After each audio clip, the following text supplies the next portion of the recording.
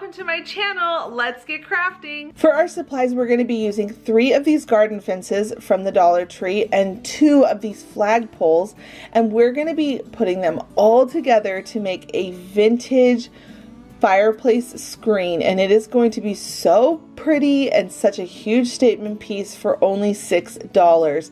Now keep in mind, you can't use it in front of a fireplace for obvious reasons. There's plastic on these garden fences, but to put it up on a wall or put it up really high on your fireplace, on like your mantle, and layer it with some things, oh, it's going to be so pretty.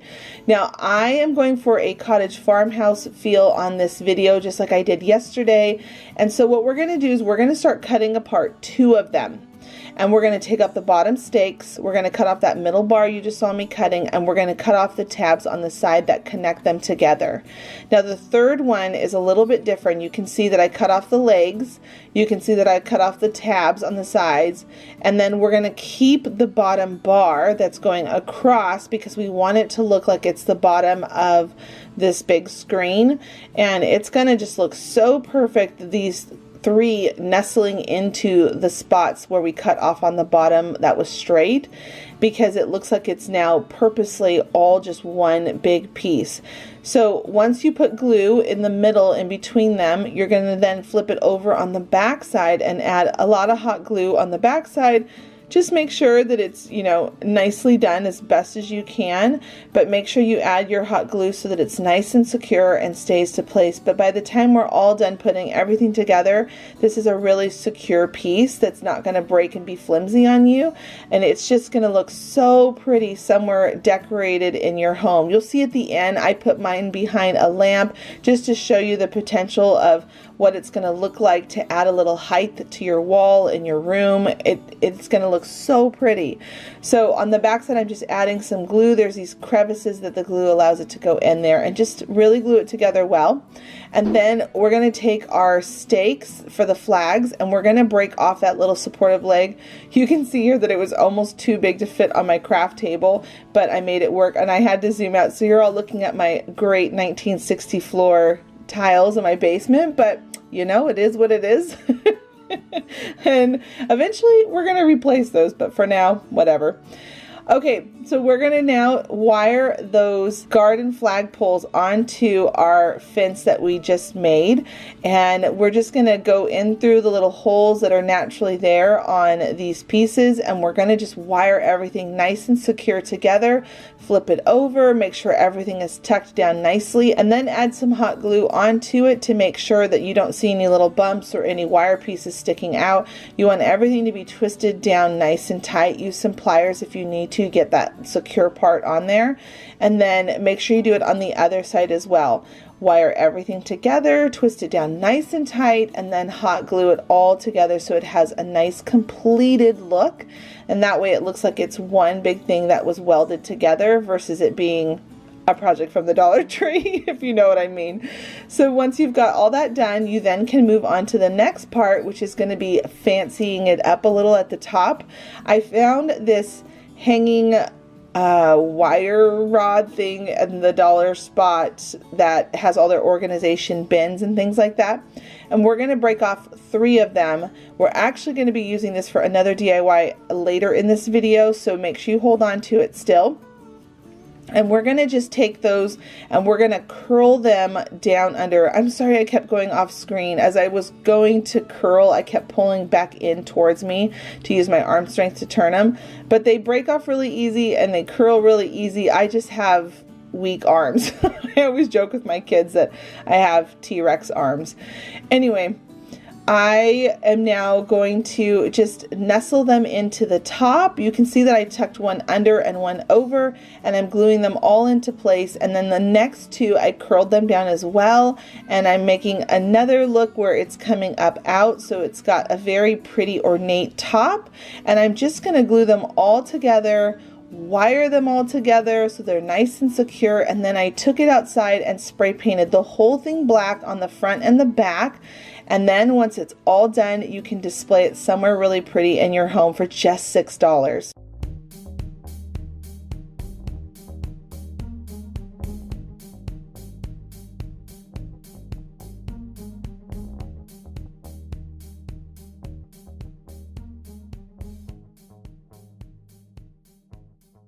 Now this project is a little more labor intense, but I promise the results are going to be so cute. Today we're going to be making a calendar bunny, or an advent calendar. I love advent calendars. If you've been here for a while, you will know that I really love advent calendars. I love making them. Now I know there's this big debate about whether or not we should be celebrating with bunnies, but I do have kids, and so while I am a super religious person and I do love putting up a lot of decor about the Savior, I do also really love to bring in a little bit of bunny here and there for the springtime, because I feel that it is just so sweet and I love bunnies. So what I'm doing is I'm taking these two signs that you saw me start with from the Dollar Tree that I've had in my stash, and I'm just going to cover them with some burlap to give them texture on the front. Plus, it allows me to have a nice clean side on the back of the bunny, and it allows me to have a nice texture on the front. So now that I've got those covered with burlap, I'm going to take my staple gun. If you don't have a staple gun in your stash, this is definitely a tool to have. I use this thing all the time, and it really helps secure your projects so they're nice and sturdy. Once I took a painter stick and stapled that down, I went ahead and got some paint and painted the bunny all over the fabric. Now I'm going to take this sign that I've had in my craft stash for several months, and I'm cutting it down so that they're 1.5 by 1.5 blocks, and I'm putting them on opposite sides of the bunny base to allow it to be able to stand up. Now to make it even more secure, you're going to take a screw and you're going to just drill that right through all three of the pieces, the bunny and the two squares. I've decided to make it even more sturdy by taking the sign from the Dollar Tree. I took off of the rope and the staples, and then I'm going to take some hot glue and just place that right in the center of this little plaque sign. This is going to allow it to be able to stand up, and we're going to get to decorate it towards the end, because why not embellish a little more? So I'm going to take my staple gun at this point and staple into the bottom so that the sign sticks to those little squares. We're going to go ahead and take some of this paint and paint. Now you can see here, I have ran out of white paint, so I'm using house paint. I also picked up some of these butterflies a while ago, and I have not used them all yet. So today what I'm doing is I took off the butterfly, and I figured out how wide I need this wire to be, because this is going to be where our Advent numbers are hanging down to count down the days in the month.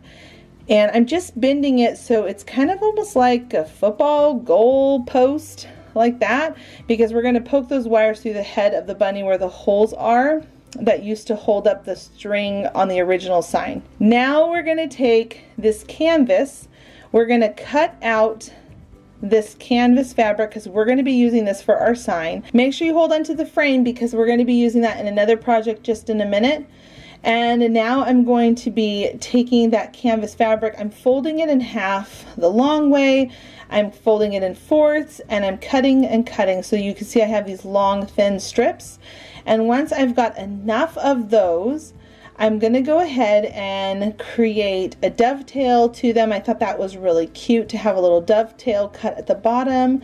And you can see that you're going to need enough for your numbers. And I'm going to do my very first number, and that's going to be my jump off point for my sizing. I want to make sure that my sizing stays consistent all throughout me painting these numbers on. Now you could do them freehand like I'm doing if you feel comfortable. If not, you could always end up using a pencil first and then writing it on.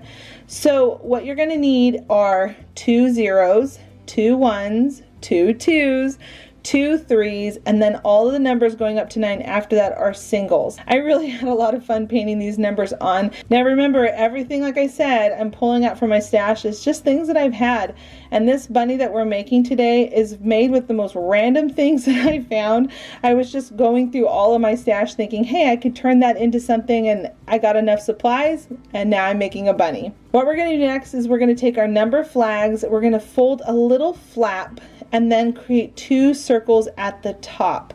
When you open that up, you're going to see here that I have 2 circles that we're going to be able to hook on some rings on it to be able to hang it up over the bunny's head. Now, to make sure your spacing is right and your numbers still stay consistent and you don't cut your holes wrong, take that first one as a template, and then you're just going to keep cutting all the holes and repeating the process through all of your numbers. Once you have all of your numbers cut out and everything's good to go, you then can start hooking them on. Now these hooks, I had these inside of my office supplies forever, and I thought, wait, I can use those to hang up my signs. If you don't have these ring hooks, you can always use some twine to hang them up on the little metal wire, but I just thought this was so cute and made it look very farmhouse. I don't know, I really thought it was adorable. I'm super excited about it. Now you can see here that the numbers are just going to slide off. So what I did was I took some more of my rope and I wrapped it around on the two ends and the middle, and I went around several times to create a little bit of a knotted up feel to it, and again it looks farmhouse. So I'm going to take my popsicle stick, and you can see I fray the ends, and then I just take that and press it all down to make sure it's nice and smooth and held in place. And then to reinforce it, I have this trick with hot glue where I like to put a little bit over the surface to seal it, and then while it's still hot, you can just smooth it out and it goes clear and you don't even notice it. As it starts to dry, if you try to, the hot glue will turn white and you'll notice it. So just make sure you move quick if you do that tip.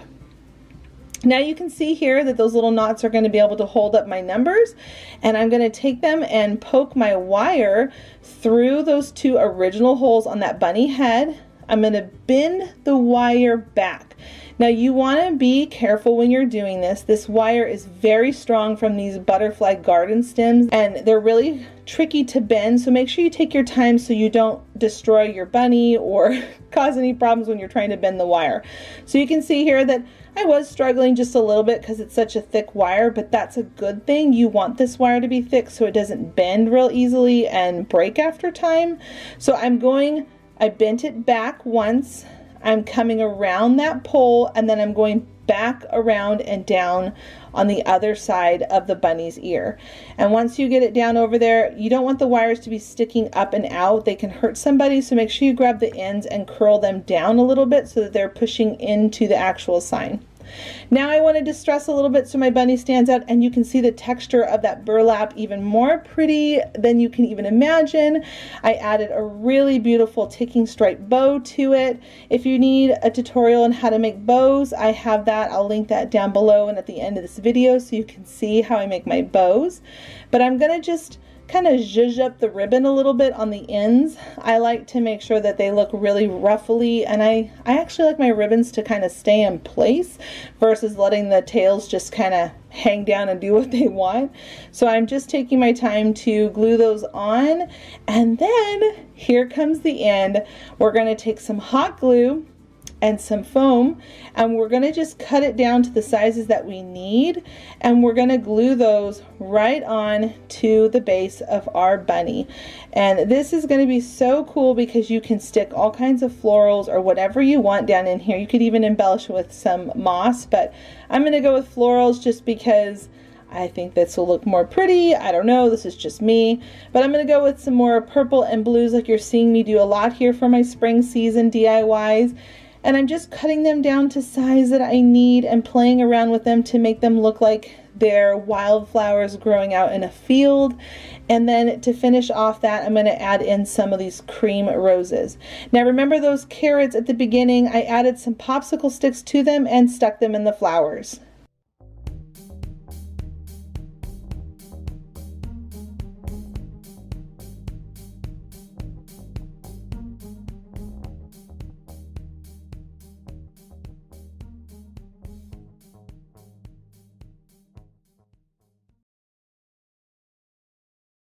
Now for this next DIY, I have another free printable for you all.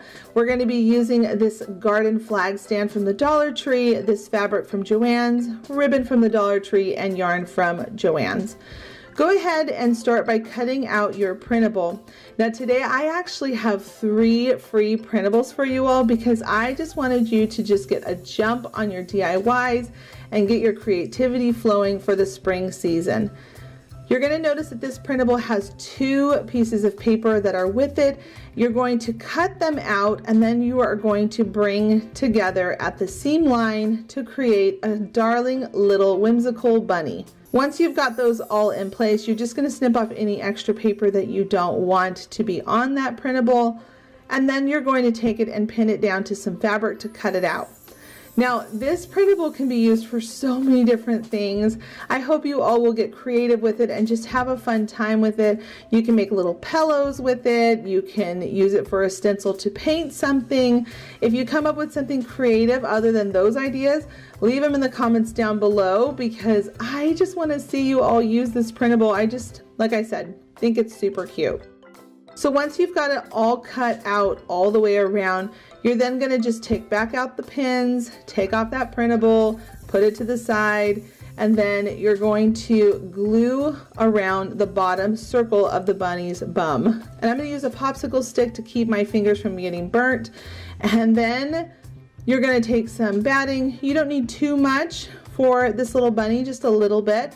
And you're just going to shove that right down inside into the bunny, just to add a little bit of a poof to it, to fluff it out some. Then you're going to continue up the side of the bunny where his face is, and you're going to go all the way up to where the ears are and then stop, because we need to stuff the head as well. You don't want to miss stuffing the head, because then otherwise that part's going to look kind of flat. So once you've gone up the sides, you're then at the top where the ears are, you're going to do something different. We're not going to be sealing the ears together.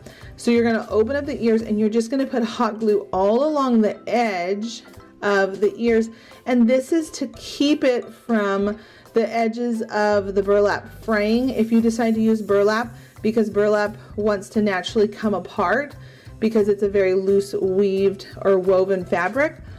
So you can see here that I put hot glue all along those edges, but then at the very top, we're going to put them together with some hot glue. And this is so that we can slip them over that garden flagpole that I showed you earlier. Now we're going to work on the bunny's bum, because why not add a little poofy tail? We're going to take some yarn, wrap it around your hand, tie a knot in the middle, cut the sides, and then give it a haircut. You're just going to trim it around to lessen the craziness on the outside. Keep playing with it, keep trimming it, keep fluffing it until you've got a nice little pom-pom. Then you're going to hot glue that right down where the bunny's tail would be. Isn't this so cute? I don't know why. I really enjoyed making this one so much, and I want to make more of these bunnies. I just think they're just so sweet for spring. Slip them over the bar, and then you're going to tie on a bow, because there's an actual spot on there that looks great for a bow. I just love crafting so much. I love DIYing. I love being able to be a part of this community. So if you are new to my channel and you haven't yet clicked that subscribe button, I would love it if you did, so that we can get to know each other better. I feel like I'm a better person because of the relationships I make on here with friends who just inspire me. So thank you everyone who has clicked that button. And if you're new, welcome. Please do click the subscribe button. This DIY is super simple. We're going to be using this love tag sign and 2 of these bushels. And realistically, I actually only ended up using 1 of those bushels. So we're going to flip the sign over and we are going to paint it all white on one side. Once you've got a nice thick coat of white paint on it where it's nice and covered, I was going for a really clean look on this, more traditional farmhouse, not so rustic. I went ahead and made sure it was all nice and dry, and then I popped off the heads of these roses, and then I cut the wire stem that has these leaves on it. This is a new floral they have at the Dollar Tree, and I love it so much. Now I wanted to make sure I used the wire, because when you twist it all together, it makes the perfect form wreath. So I just took these long pieces and I twisted them all together, 4 of them, wrapping them all into one circle. Once I had that all wrapped in place, I went ahead and took some of these little boxes from the Dollar Tree to lift up my sign a little bit. And I'm just going to staple it down onto my board. Now I'm going to flip it over and just make sure those heads are flattened down on the back side. And then I'm going to come in with some boxwood, and I'm just going to start filling it in. I buy a long garland at Hobby Lobby with a 40% off coupon, and then I just always add it in when I want some pieces. I pick them off of that long garland.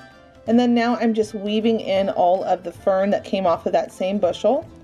I hand sketched on the word welcome, and then with a fine tip brush, I'm just painting on that word. And then to finish off the look, I'm going to go ahead and just do a pretty twine bow up at the top, glue it into place, and it's ready to be displayed in your home.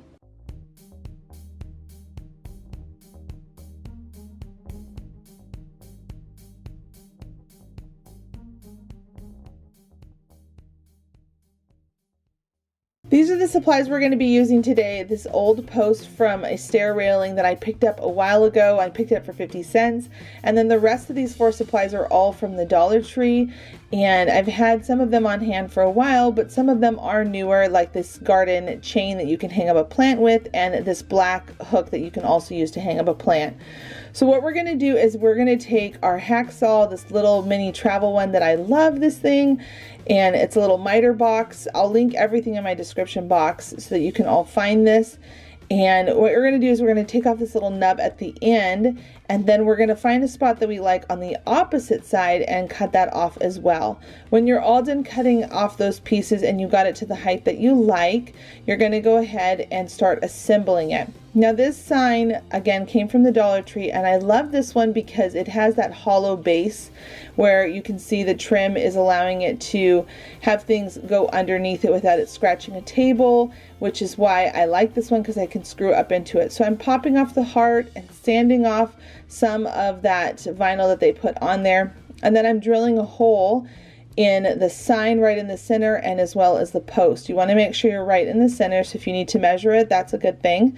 And then you're going to take your drill and just screw them together. Now as you're screwing it, your sign will rotate a little bit in the air, so make sure it's lifted a little bit so it doesn't hit your table. And then once it's nice and snug, you are ready to paint. So here it is, all painted white and ready to go. And now I'm going to take this hanging wire rack thing, I forgot what this is called, but basically this black hanger that you can get in the garden section at the Dollar Tree. I marked off where I wanted to drill holes, and you can see here on my drill bit I put a piece of painter's tape to make sure I don't go in too far, and then I'm going to just screw it right into place onto this post. Now I decided to dress it up just a little bit. I love that coastal farmhouse look, and so I decided to take some rope and I wrapped it around that part as well. Now we're going to take that wood plaque from earlier, and I painted it white as well, and I'm drilling 2 holes in the top, and this is going to become our sign that is going to hang onto the chains that we're going to assemble in just a second. So here I am freehanding. I took a ruler to make sure that I'm staying in the right spot so I don't move around. And now I'm going to write our family's name. It says Sonboul family, and then the year my husband and I got married, which was 2001, so established in 2001. I really like doing pencil sketching first whenever I do hand painting, just because it makes sure that my spacing is not wrong, and it really helps out in the long run when you're doing hand painting like this. So if you have a Cricut or a Silhouette, you can totally cut these out and have them done that way, but I really love hand painting letters, and so I'm just taking my time with a small brush and some black paint. I wanted to give a quick shout out to my friend Kathy from My DIY. She actually was the one who originally came up with this idea. Hers was a little bit different than mine, with different supplies from the Dollar Tree, but I had this wood post on my hands and I wanted to use it since I'm trying to use up the things in my craft room. So I'm going to link her video down below. You should go check it out. Maybe you have some of her supplies. It's super cute. It's totally worth watching. Once I have my sign all painted, I'm now going to take my chain. I'm going to figure out how long I want it to be, and then I'm going to just use some pliers to unhook the rest of the chain that I don't want. Then I'm going to loop it around and pinch it all into place and hook on my sign. Now the coolest thing about this is that you can make all kinds of different signs and have them throughout the year. Something for 4th of July, Halloween, Christmas. I just thought this was so cute. Now make sure my chains don't slide around and over time scratch off that black paint from the hooks. I use some E6000 and it will stay in place forever.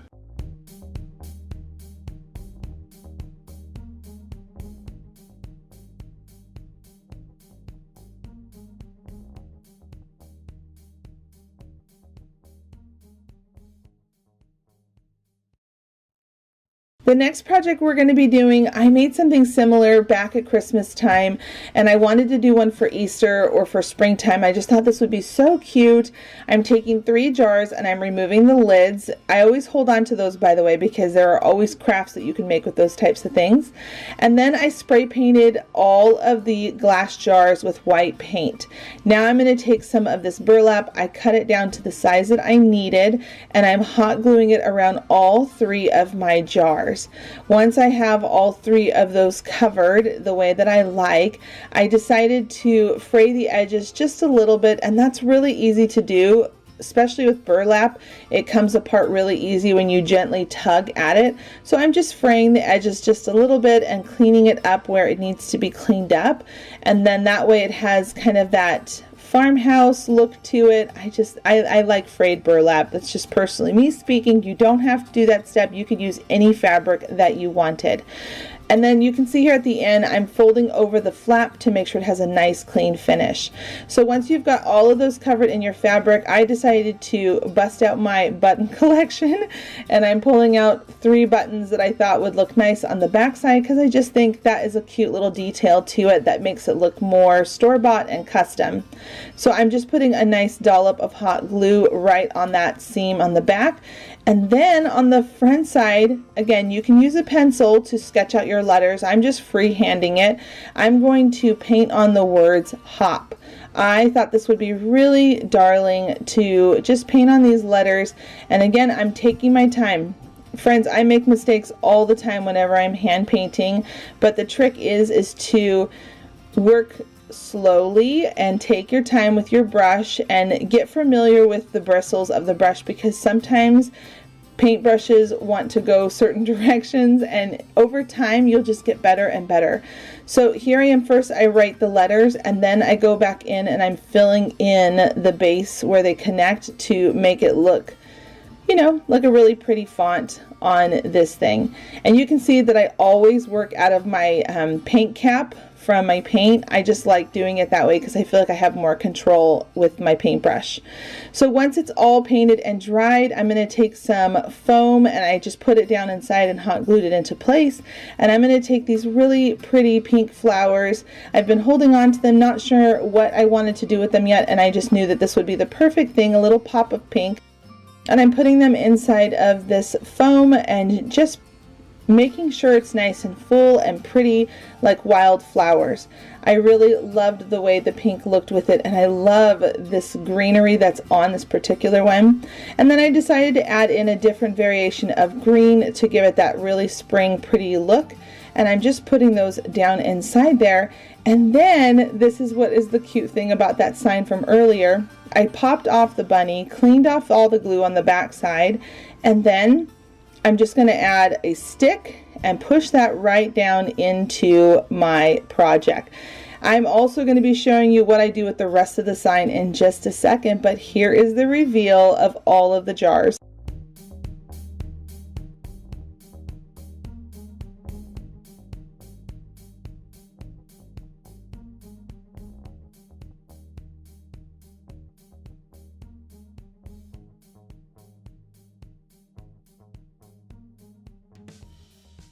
For this DIY, I have got a free printable. We're going to use one of these old signs from the fall time, and then I'm also going to be using some of these tongue depressor sticks, some of these wooden dowels, and a couple of these garden tag signs that you all know I love so much here on my channel. So on the back side, I took off the twine and the staples. I also popped off that front side that for the sign had that was sticking off. And then I gave it a coat of Kelly green paint, distressed it with a little bit of white.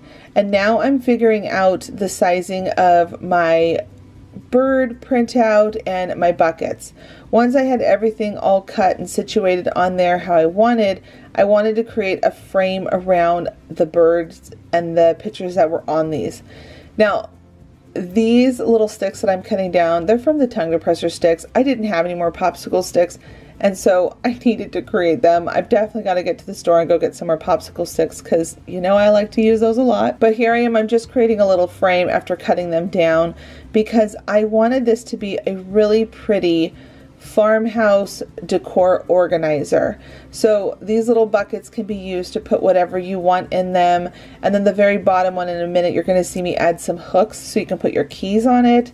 I think this is the coolest thing about Dollar Tree DIYs. You can take a whole lot of nonsense and turn it into something really beautiful. So here I am adding on my screws on the bottom one so you can hang up some keys. And then the crates, once I painted them white and added some tags, it just has such a fun, polished farmhouse look to it. I also forgot to mention I stapled on the crates to make sure they don't come off. Then on the back side, I finished up with some fabric and a rope to hang it up, and now it's finished to hang up in your home.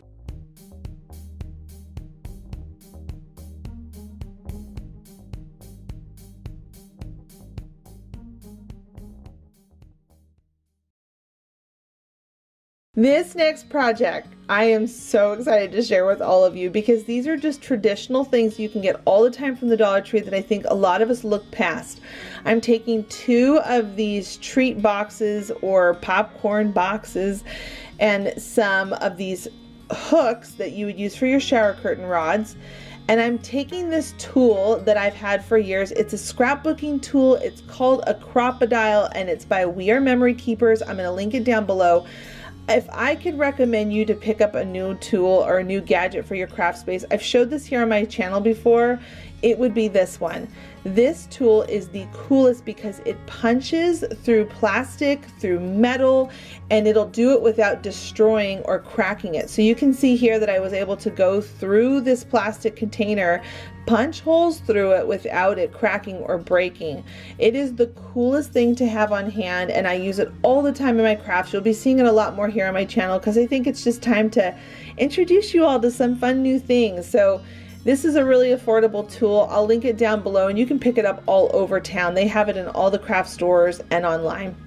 So what I'm doing now is I'm taking some wire and I wanted to create a handle on the side of these little buckets. I thought it would just look so farmhouse chic once again because I love that look. I'm taking some wire, I twisted it around twice, threaded it through the 2 holes, twisted it on the inside, cut it off, tucked it under, and then added some hot glue to make sure that no one would, you know, scratch their arm or something on it when they reached inside of it if you're going to be storing things inside. And so here it is with the little handles on it. Isn't it just so cute? Now you could leave it clear, but I've decided to really transform it. I took 3 coats of spray paint and just took my time spraying over so there's no drips. And it really just looked like a farmhouse bucket at this point. Now to distress it just a little bit more, I'm taking some black paint and I'm going to go around all the edges, the scallops, the bottom, and on the sides just lightly, like a little thin band of black.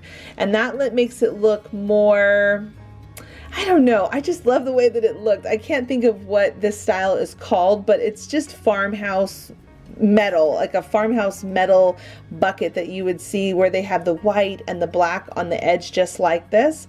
So you're just going to take your time with a paintbrush and you're just going to tap along the edges of your bucket.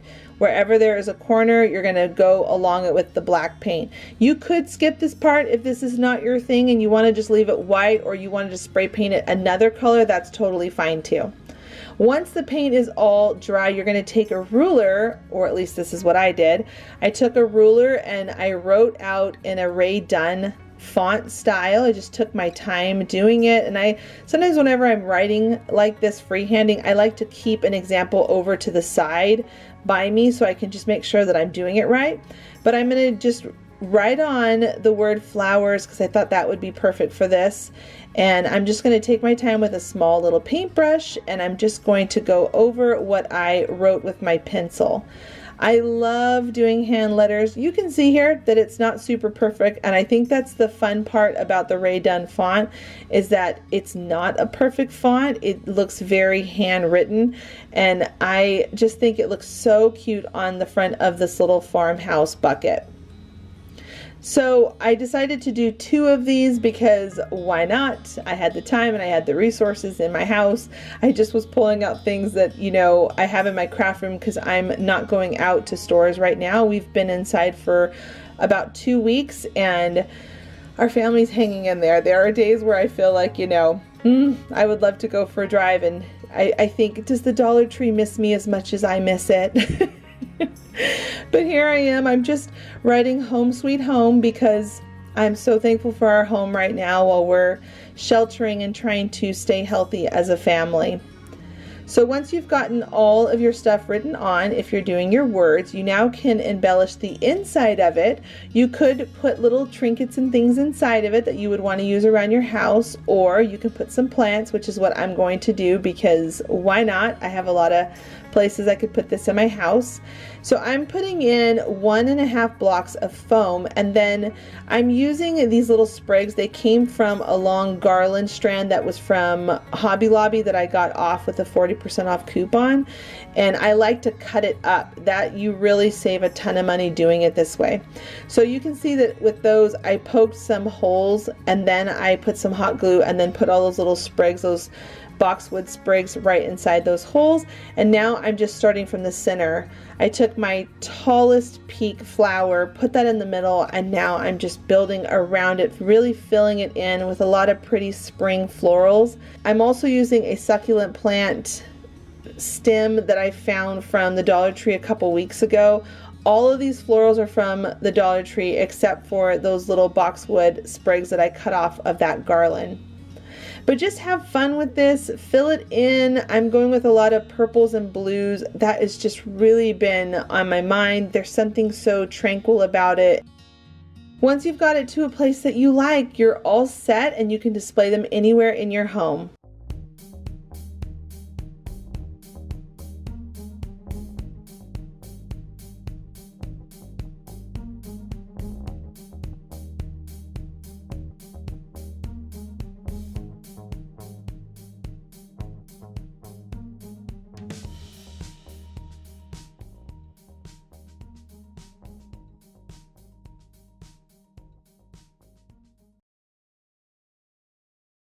Took this cutting board that I also picked up from the Goodwill a couple weeks back. It was $1 and I got it 50% off, so for 50 cents. I love that it was that price, and I'm going to just, again, give it a fresh coat of white paint. And you can tell that I like using white a lot. I know, but we're going to dress this up, so just stay tuned and keep watching. So once you've got a nice coat of white paint all over your whole board, and you like the way it's covered, you're then going to make sure it's really dry and rough up the edges just a little bit. Now I have one more free printable for you all today. I thought that this would be a sweet one to do since Easter is just right around the corner, and there really aren't a lot of Easter DIYs out there. I've been looking, you know, for inspiration, and I just thought, well, let me do something with a little lamb for the Lamb of God. I just thought that would be so sweet. So I have this little sweet lamb silhouette that you can print with your printer. It's linked down below in the description box. Simply cut it out, trace it onto something. For me, I'm doing this cutting board, and then I'm going to use some black paint, and I'm going to just paint on, take my time going around all those corners that I just traced on with a pencil. And then once that is all painted and covered up the way I like it to look, and keep in mind you don't have to do black. I like the farmhouse look. You can do any color that you wanted to with this little lamb. And then once it's dry, you're going to take some twine. I wrapped mine around 3 times and then tied a little knot in the center of it. And now we're going to embellishment even more. So I have a whole bunch of just random sprigs and things from the Dollar Tree that I've collected throughout the year, and some more of those boxwood sprigs too. I really love these things.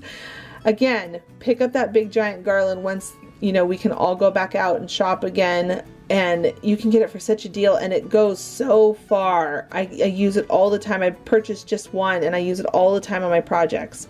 But I'm basically going to be layering out to the sides. I have a center point that I'm keeping where I'm not, you know, putting any of those greens, because I'm going to go back through with 2 small pieces of rope, and I'm going to wrap it around and tuck it under to make it look like it's knotted in the middle. I thought that this would just be so pretty. a really nice touch to it. So you can see here that I'm measuring my length and then I'm tucking it under and gluing it down into place, and I'm doing that 2 times to make it look like it was knotted on there. You could technically do all this before gluing it down, but this is just how I did it. So once I had that, I went ahead and took some of the same rope and took it up at the top, looped it through that pre-existing hole, and then tied my knot.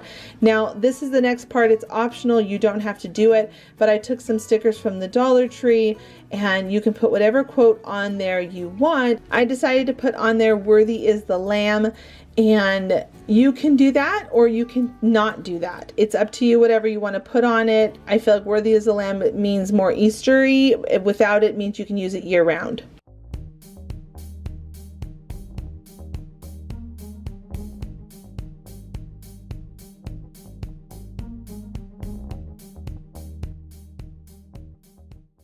This DIY is more advanced, but I always love to put a couple of these in here every once in a while just because I love to try to show you to push your boundaries of your creativity. So we're going to be using one of these mop rods, 2 buckets, one of the rings from this wreath 3D form, and then 2 of these wooden plaques. Now I took my sticker off of my mop to prep it because we're going to be using this brand new tool I got for Christmas. I've been dying to use it, and it's definitely a more advanced tool, so make sure you put on your goggles to keep you safe. And if you didn't know, I'm actually giving this away for the month of February. You have all the way until the 25th. Go to this video in my play gallery and you will be able to enter it.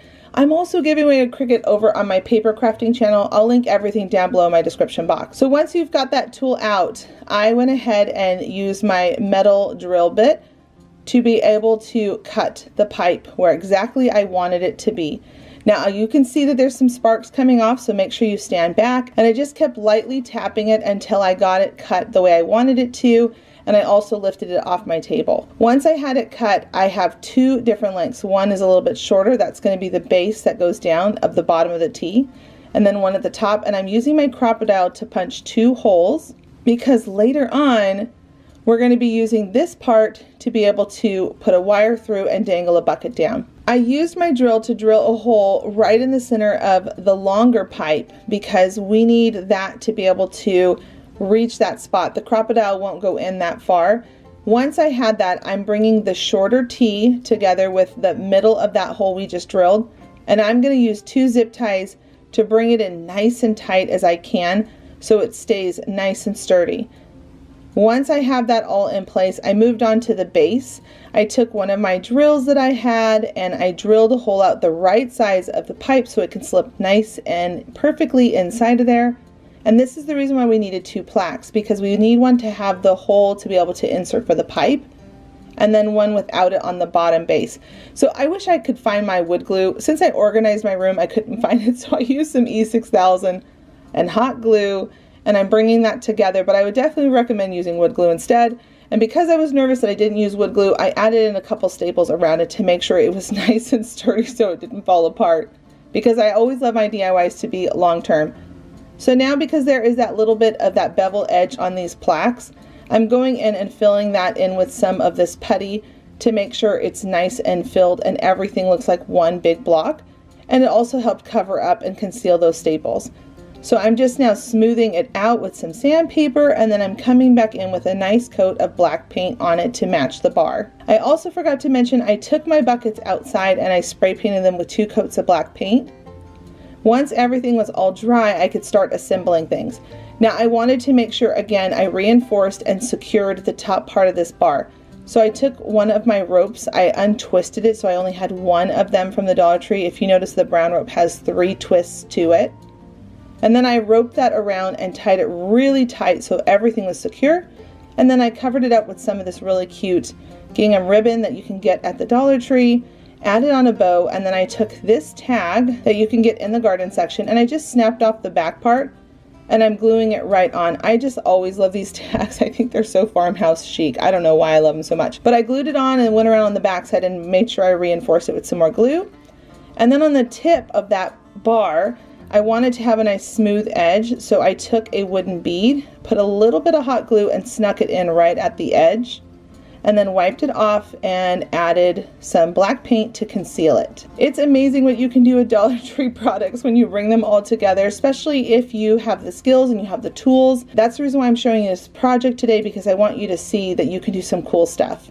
So now I'm taking the wreath ring that I showed you earlier, and I cut it down to size so I can get this wire. I want this wire because it's really thick and strong. I like using these rings actually a lot for things like this. So I cut it down to the size I needed.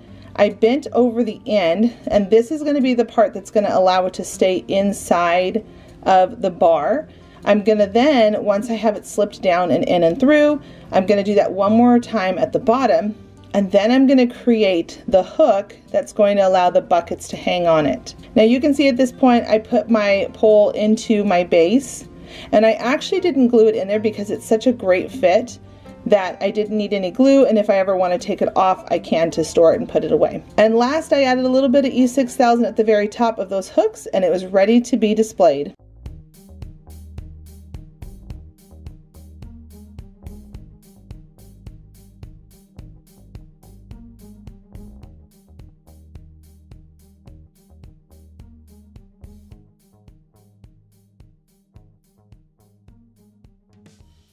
All right, let's move on to our next project. Remember that sign from earlier where we popped off the bunny? Well, we're going to be using that with this little windmill. These all came from the Dollar Tree, and we're going to need 3 of them.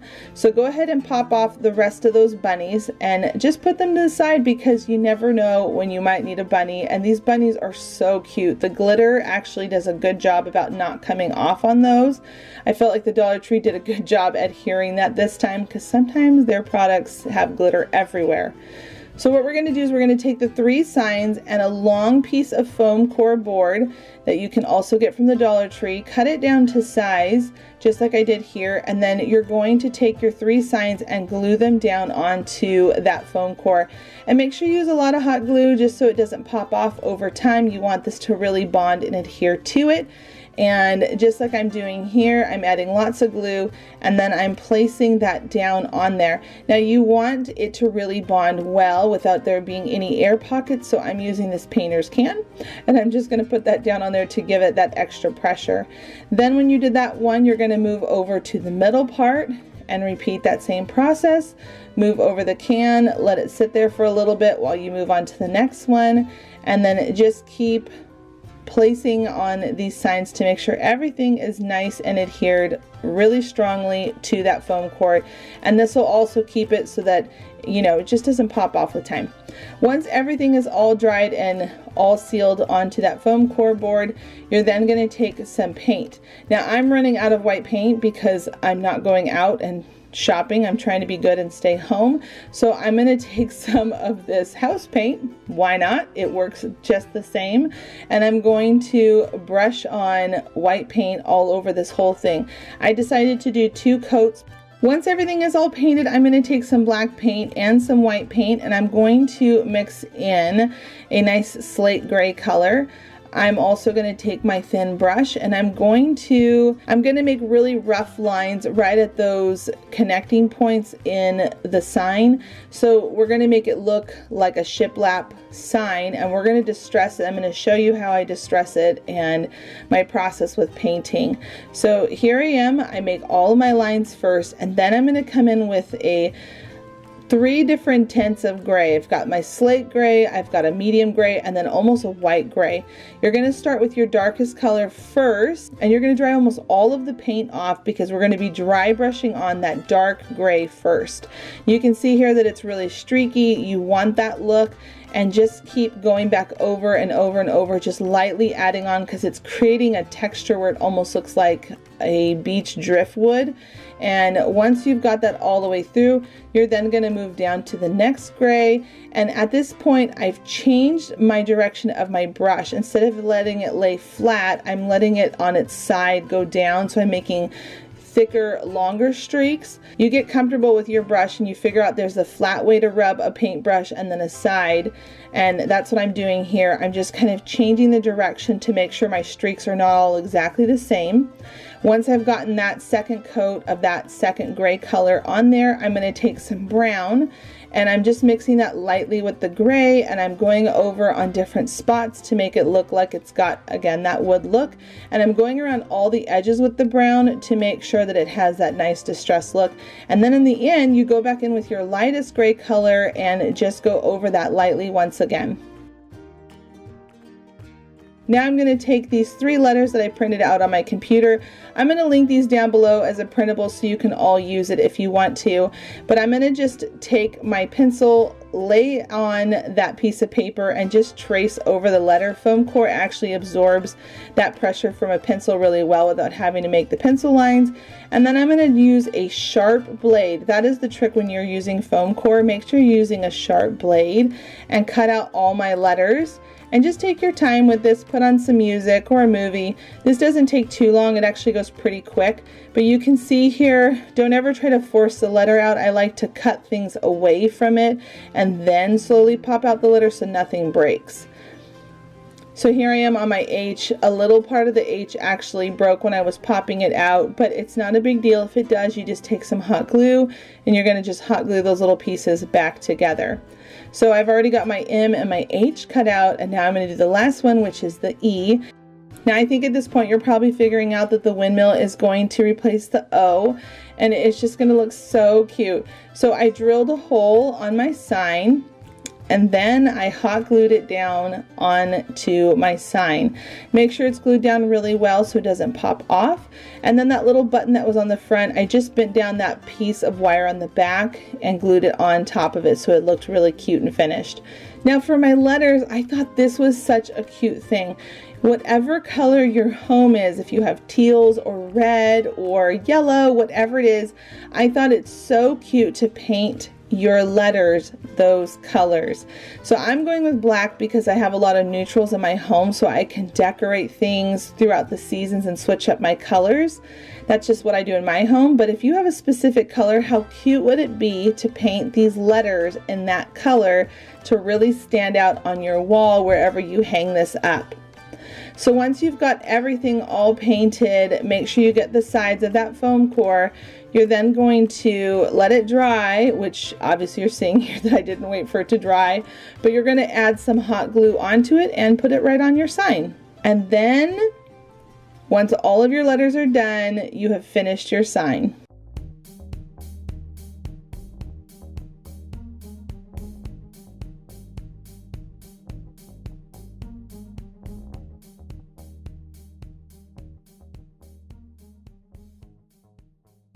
For this DIY, I have another printable.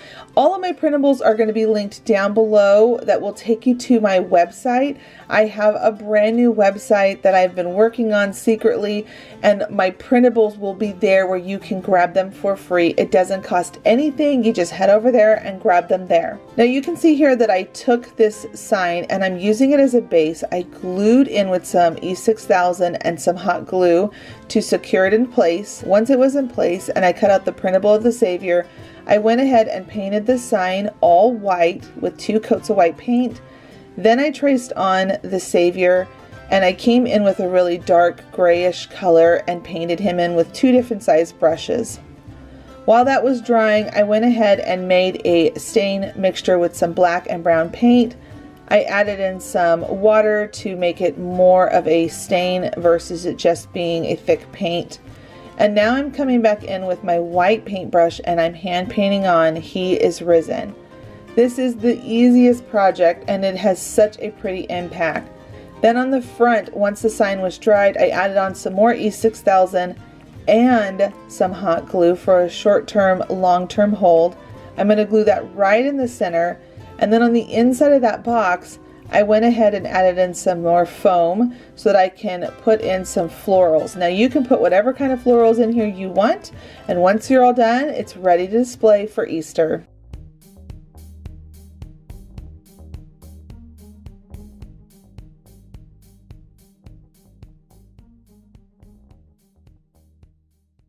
For this DIY, it is a flip because I picked this up from Hobby Lobby for $1.49. Now, I saw this inspiration online on Pinterest and I thought that is so easy and I totally want to make one for spring and for Easter. So I started with painting this little globe white, but here is a total crafter's fail. As I was painting it, the paper started buckling and then I realized, wait a second, I should just take them off and then repaint the globe without the papers on it. So I had to pause for a second. I pulled off these papers because I did not realize that they were just barely even stuck on there, which actually ended up being a great mistake. So now it's actually painted on the ball itself. And then once I painted it white, I distressed it a little bit, not too much.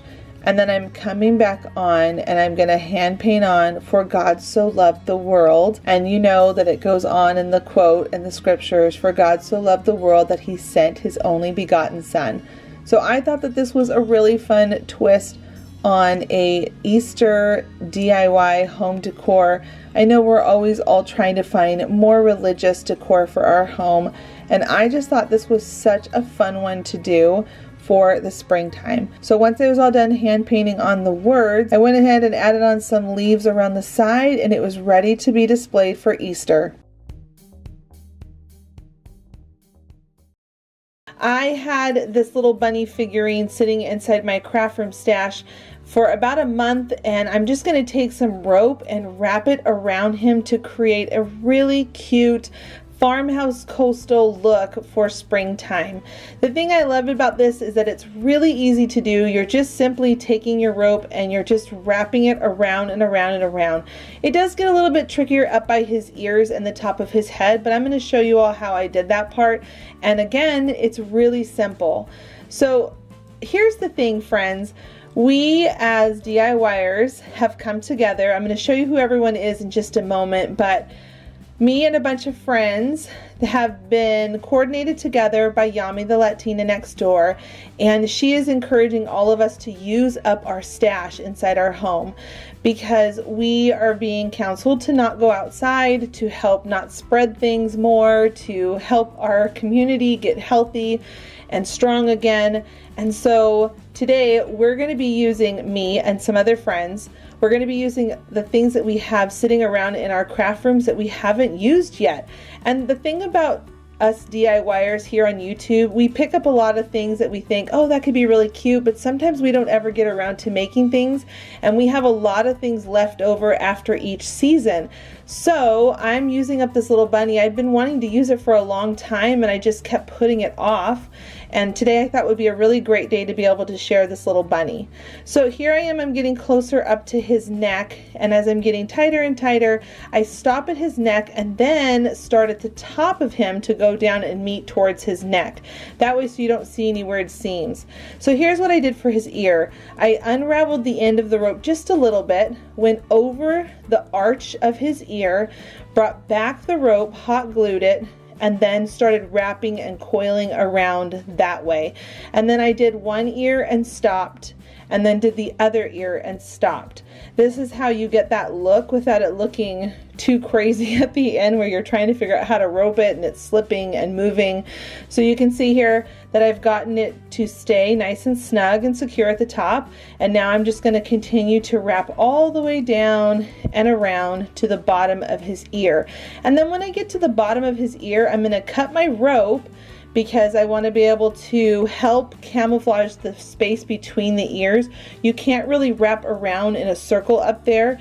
So I like to take the rope and I'm fraying it out to help cover up all that blue, as you can see I'm doing here. And then if it gets a little tricky with the hot glue, you just take a popsicle stick and you press that down. So you can see here that I have a lot of that space in between filled up by spreading out that rope. And now I'm going to move over to the other ear and I'm going to repeat the exact same process. I'm going to just keep coiling around until I get down to his head.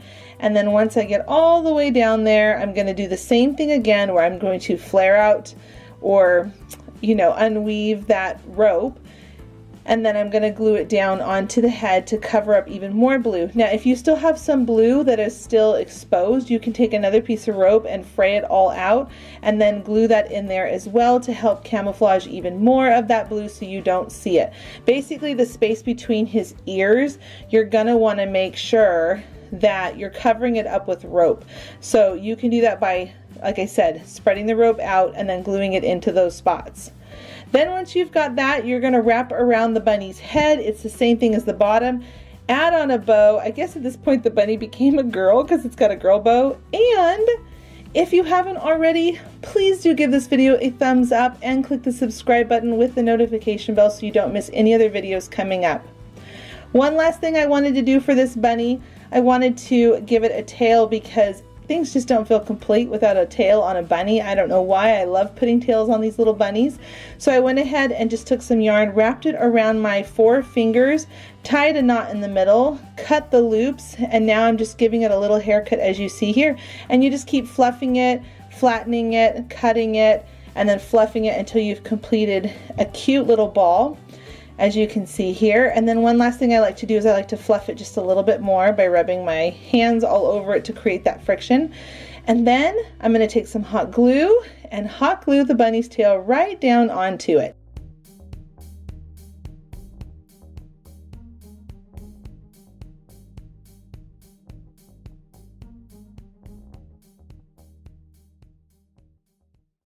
This project is probably one of the items that we are always all looking for, and I actually ordered mine online because it was the only way I could get my hands on these little houses. I ended up purchasing a full unit from the Dollar Tree. I'm using 4 of the same size house. They're squatty and short out of the 3 that they have at the Dollar Tree.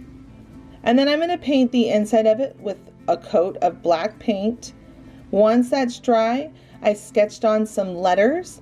And now I'm just coming in with a fine tip brush and taking my time writing on my letters. Now if you have a Cricut or a Silhouette, you can totally cut these out with some vinyl and put them on. But I always feel pretty confident with my hand painting since I've been doing it for years, and I knew that this would be really quick. And then when it's done, it's ready to be displayed in your home.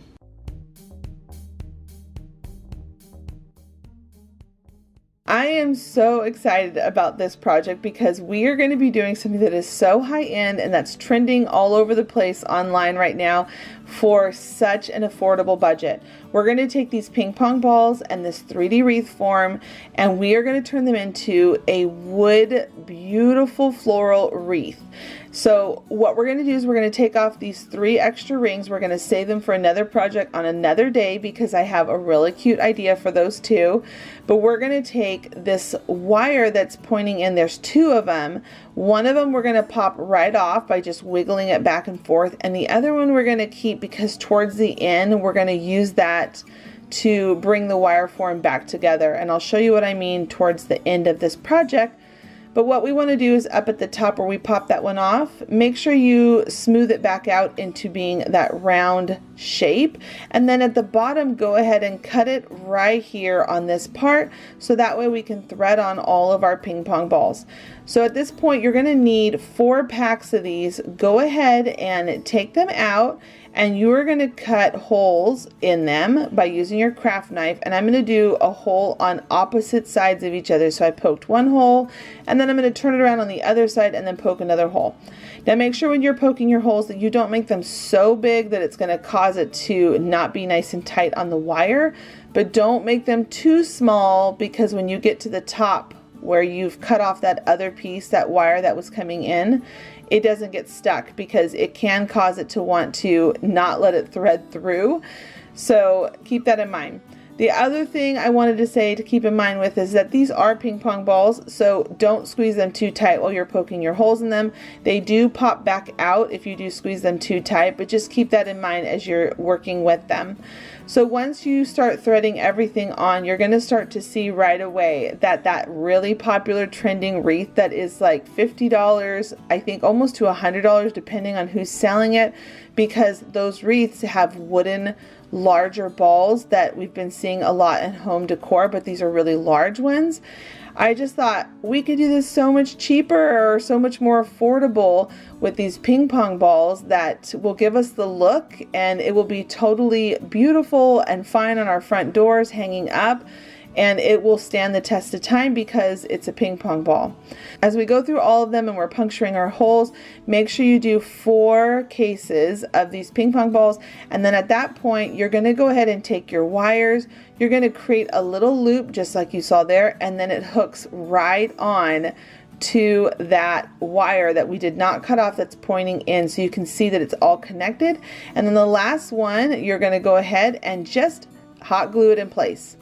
Now at this point you can see here that we're going to move on to our florals.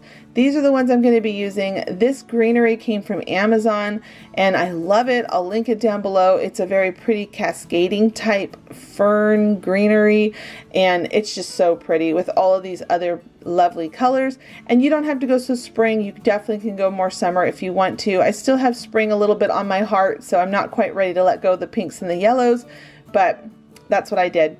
Now at this point you can see that I took the ping pong balls and the wreath outside and I spray painted them a taupey color, so that way I can get rid of the white and even the wordage that's on that ball.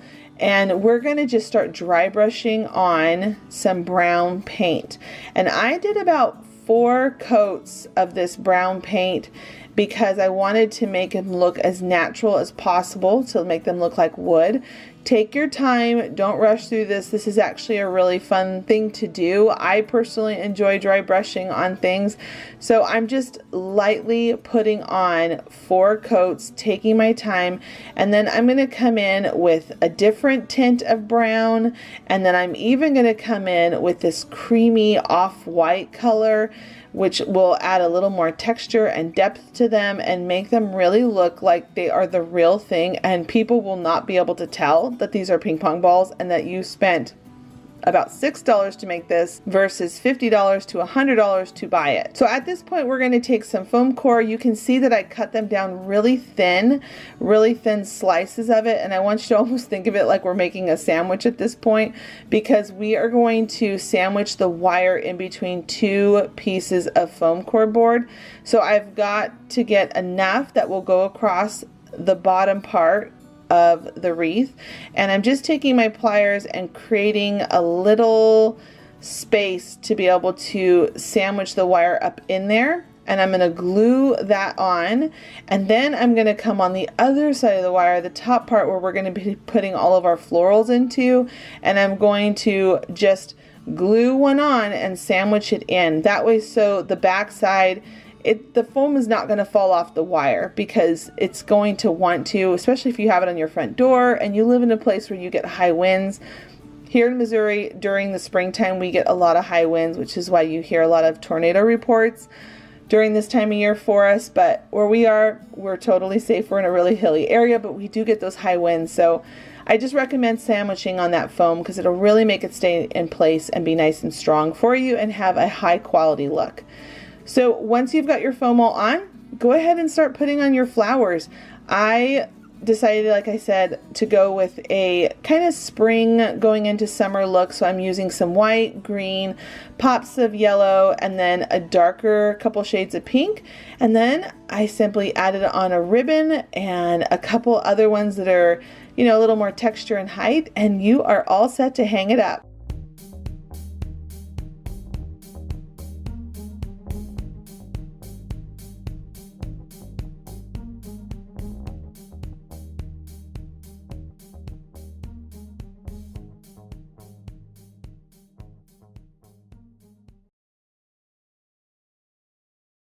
Remember those canvases that we were using earlier? Well, we are now going to take off the rest of that fabric that we cut and left over, and we are going to go ahead and just leave the staples. You don't even have to take those out.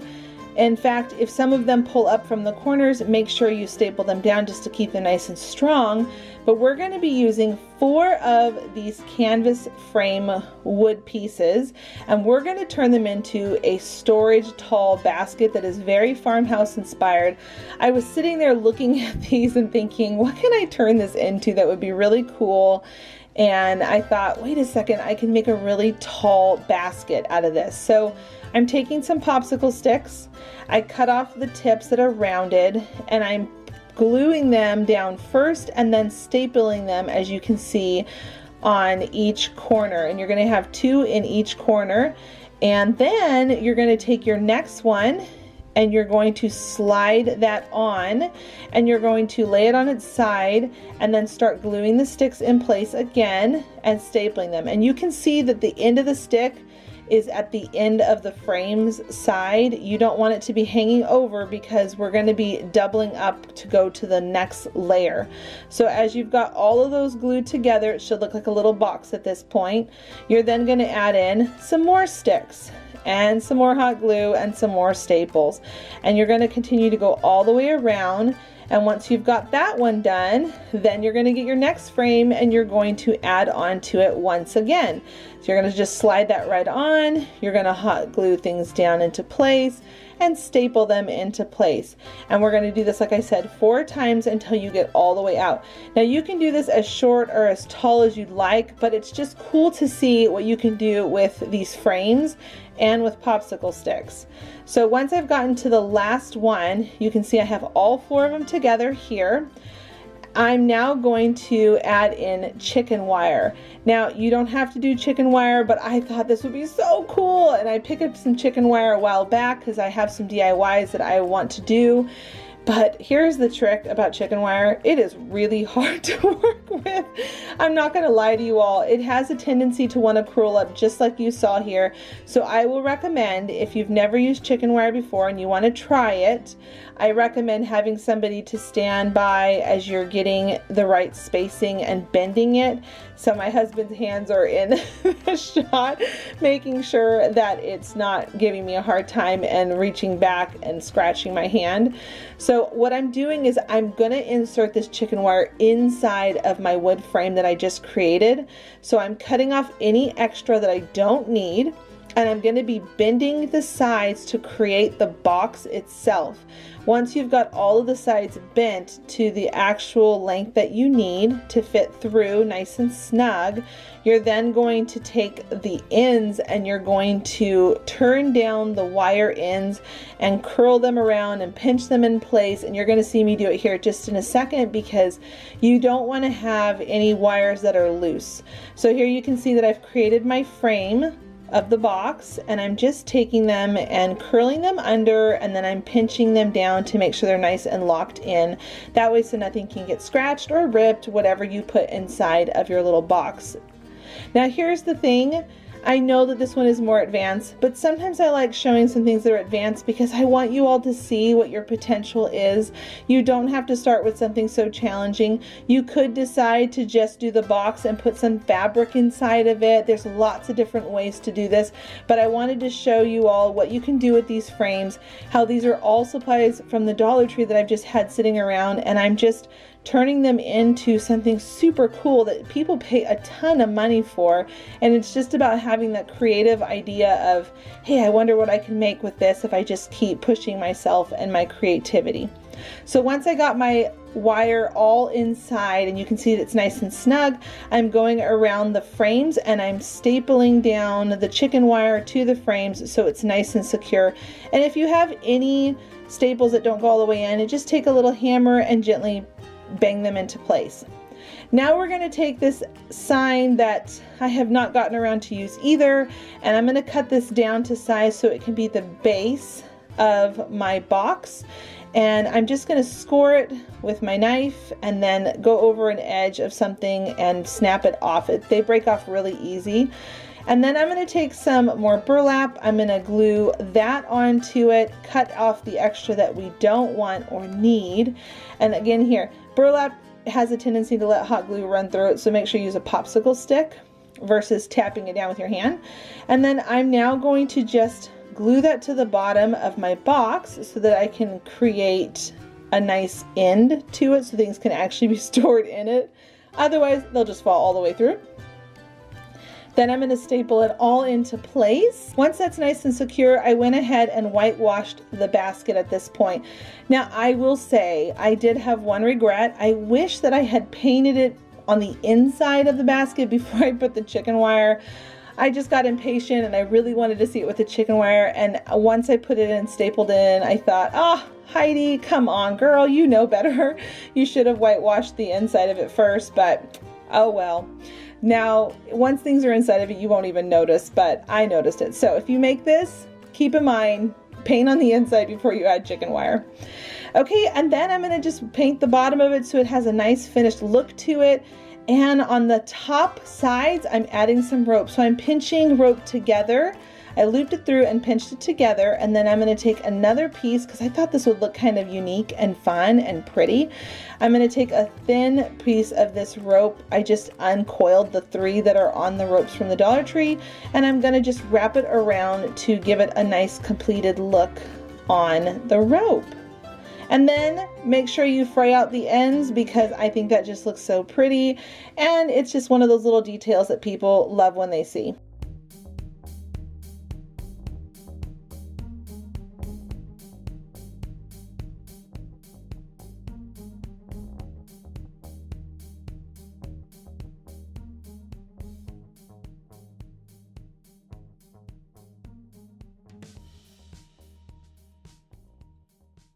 This next project is going to be using these 3 canvases that are 8 by 10 and then these jumbo sticks that I found at Walmart. I was so excited when I found these because I have been looking for something like this for a little while. These sticks are so huge that you can see that they can go either way on these canvases.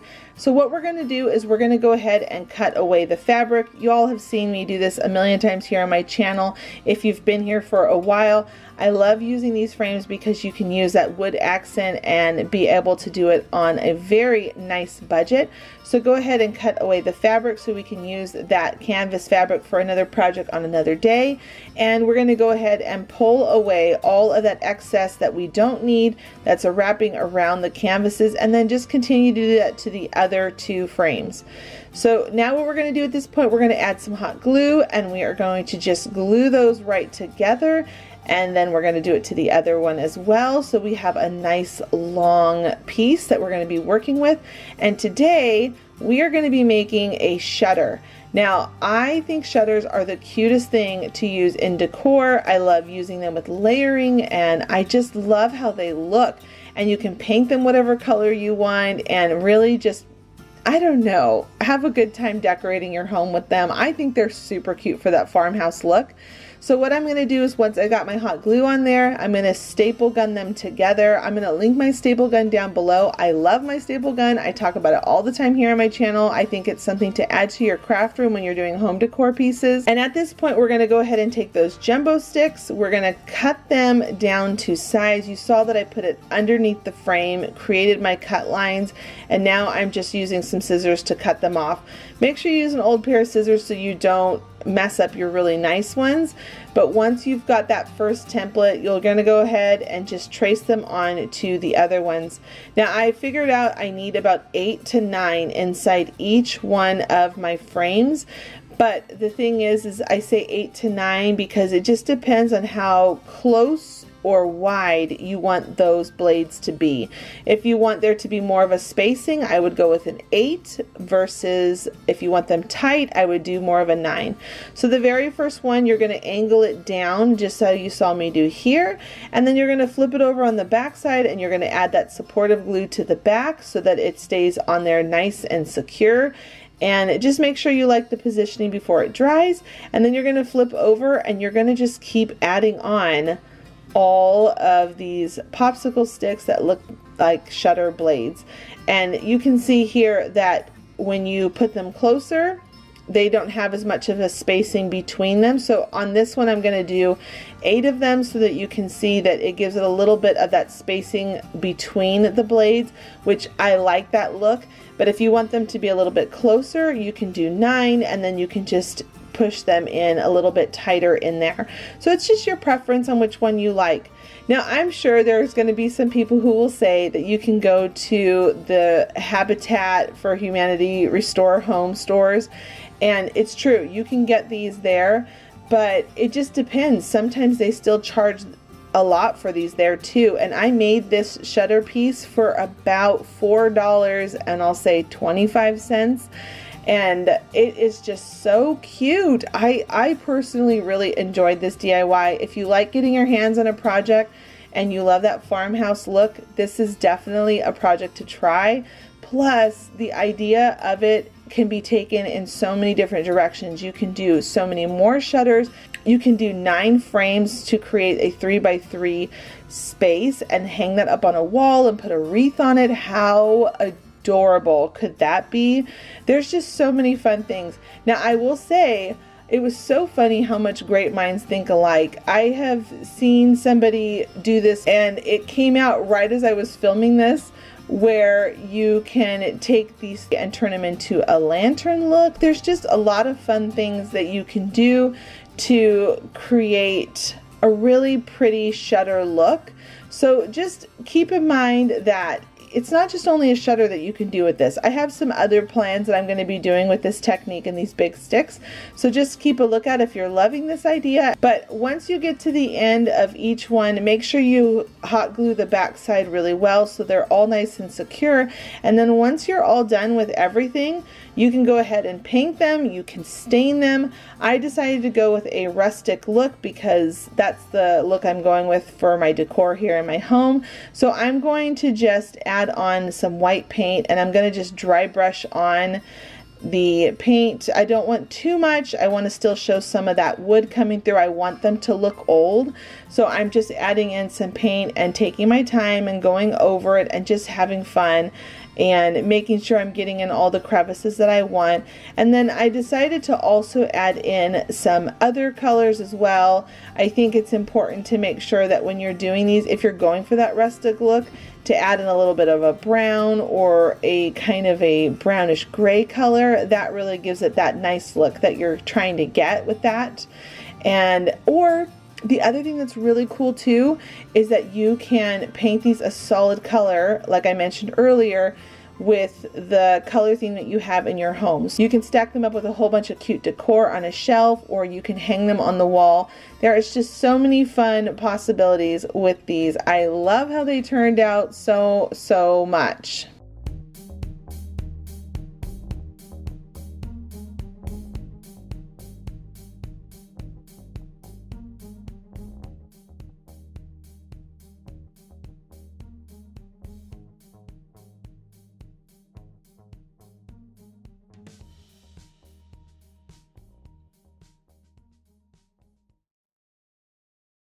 Okay, we're gonna move on to the next project. I picked this one up at the Goodwill for $1 and I even got it cheaper because it was half off. I loved the frame, but I did not love the artwork on the inside. So what I'm gonna do is take out the artwork by just releasing the paper, the hooks, the glass, all of the stuff that's on the inside. I will tell you, this frame was built really well because I had the hardest time taking out the glass and all the things that were inside of it. This is the first time I've ever ran across that, so I was pretty impressed by the quality of this frame.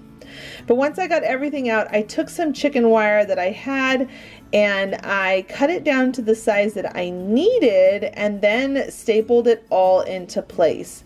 These are things that you might have laying around maybe in your garage or in your garden shed. I just think this is the coolest thing to put chicken wire inside of a really pretty frame. Now today I have a free printable for you all, and I went with butterflies because I think we all just need a little pick-me-up with what's going on in this world, and I thought butterflies would just be the prettiest thing to put on this project today. So make sure you grab your printable. It's linked down below in the description box. But go ahead and cut out all of your butterflies. I recommend printing it on a cardstock paper. If you don't have 8.5 by 11 and you have a bunch of scrapbook paper, remember you can always cut down your 12 by 12 paper to an 8.5 by 11 to fit into your printers.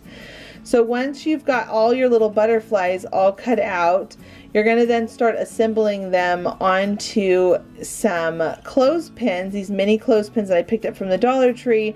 I took my butterflies and I folded them where their body is and their wing. I wanted to make sure I had a spot to glue my clothespins onto. So go ahead and just put some hot glue and glue them right on. And then when their wings are bent, it makes them look like they're taking flight, which is just even cuter. You're going to go ahead, once those are all done, and just clip them all on to your desired. And these are so cute because you can put little notes with them and pin them onto this frame.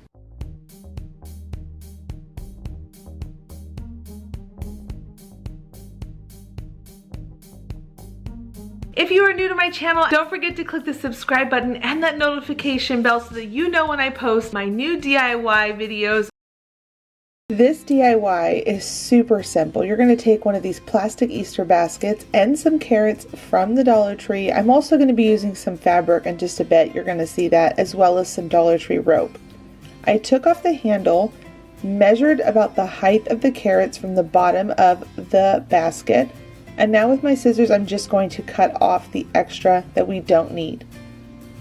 Once you've got that all cut off, you're going to take some burlap fabric and you're going to just glue it onto the bottom of the basket, pulling it as tightly as you can, wrapping it all the way around.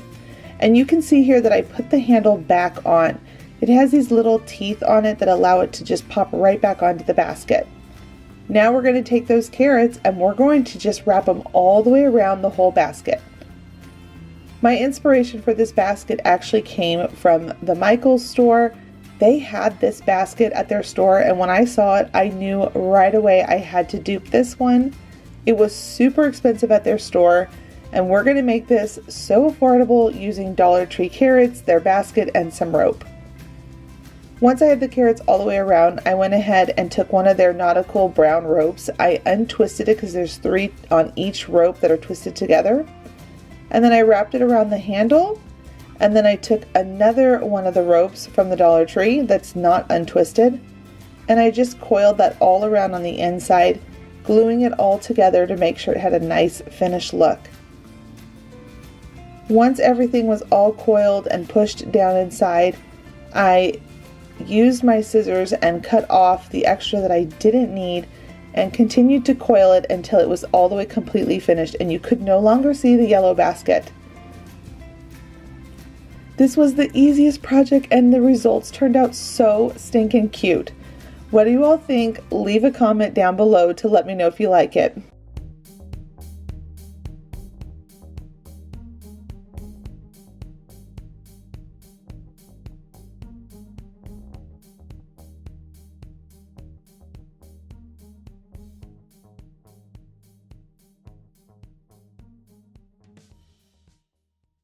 For this DIY, I'm going to be taking a trash can from the Dollar Tree and we are going to be manipulating it into a top hat for spring. So what you do is you take it at the middle, towards the bottom some, and you're just going to start pressing it in, squeezing it. This mesh wire bends really easily without having any issues, and you can see that I'm pinching the extra down inside the hat. Once I've got that pinched, I went ahead and squished it one more time, so I kind of have almost like a zigzag in the wire where it's pinched underneath and then it's brought in a little bit towards the bottom again where the top hat meets the rim. So I'm creating it to not be so tall. If I didn't do this where I pushed it in one more time, it would almost be too tall. So you can see that right there, there's some metal that's pinched to zigzag back and forth. Then at the top, I took a round piece of burlap. I cut that and glued that on and pressed it down. And now I'm taking another piece of burlap to go around the side of the top of the hat. And I'm just going to cut off any extra and then glue everything down in place. The trick to make this look high-end is you want to make sure you have as clean a line as possible. And then for the brim of the hat, I've decided to take some of this pretty lace burlap ribbon from the Dollar Tree. And first I'm going to zigzag it back and forth because it's got a wire in it and that's going to make my job so much easier. And then I'm going to take the ribbon and put it on to the rim of the hat. And I'm coming underneath and adding the hot glue like this because this is allowing it to be able to seep down in there and lock everything on.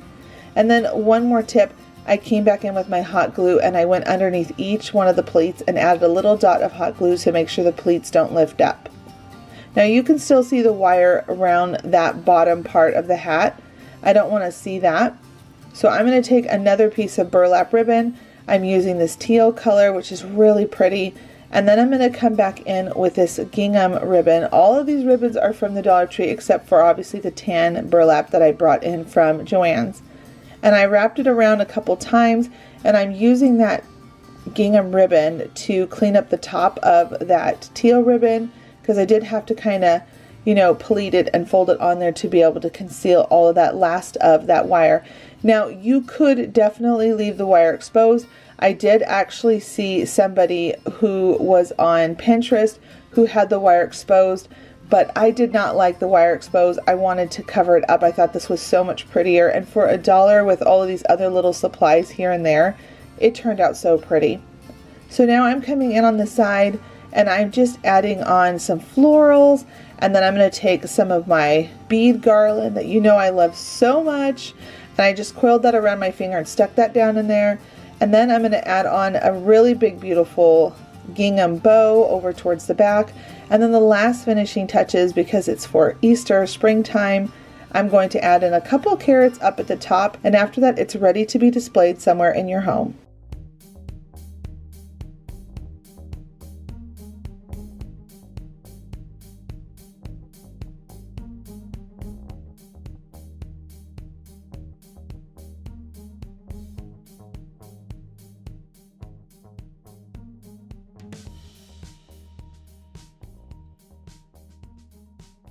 Our supplies today are going to be these carrots from the Dollar Tree, this raffia, a wreath ring metal wire form, and some fabric that you can pick up at any of your craft supply stores.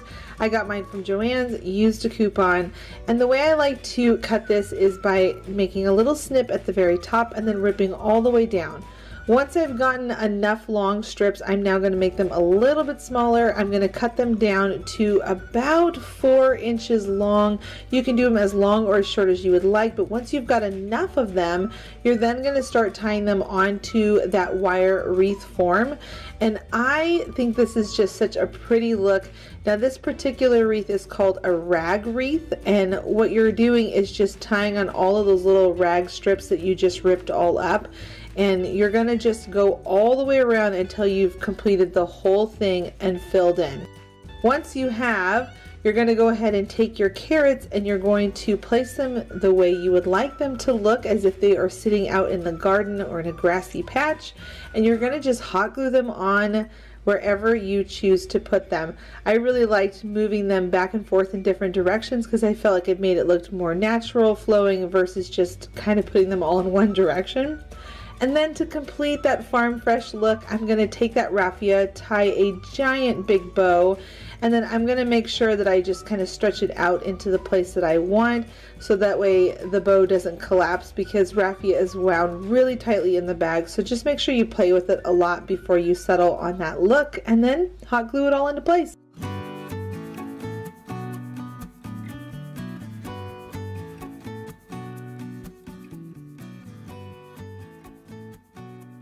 Today we're going to be making this really cool tomb that I found online at our church bookstore. I could not believe that they were selling the larger one for $100 and the smaller one for $60.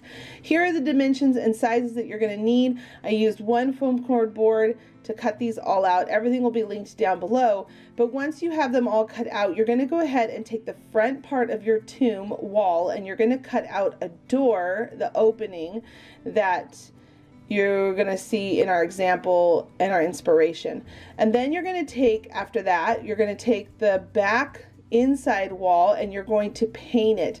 That way, so when you look through the door, you'll see that the inside of the tomb is painted and it looks like stone on the inside, versus it just being like an afterthought and you forgot to paint that part. Now you're going to go ahead and take the sides, the front door, and the back wall and glue everything to place. Make sure you use some extra reinforcement glue once you glue the sides together. I like to go back in along that seam and add it.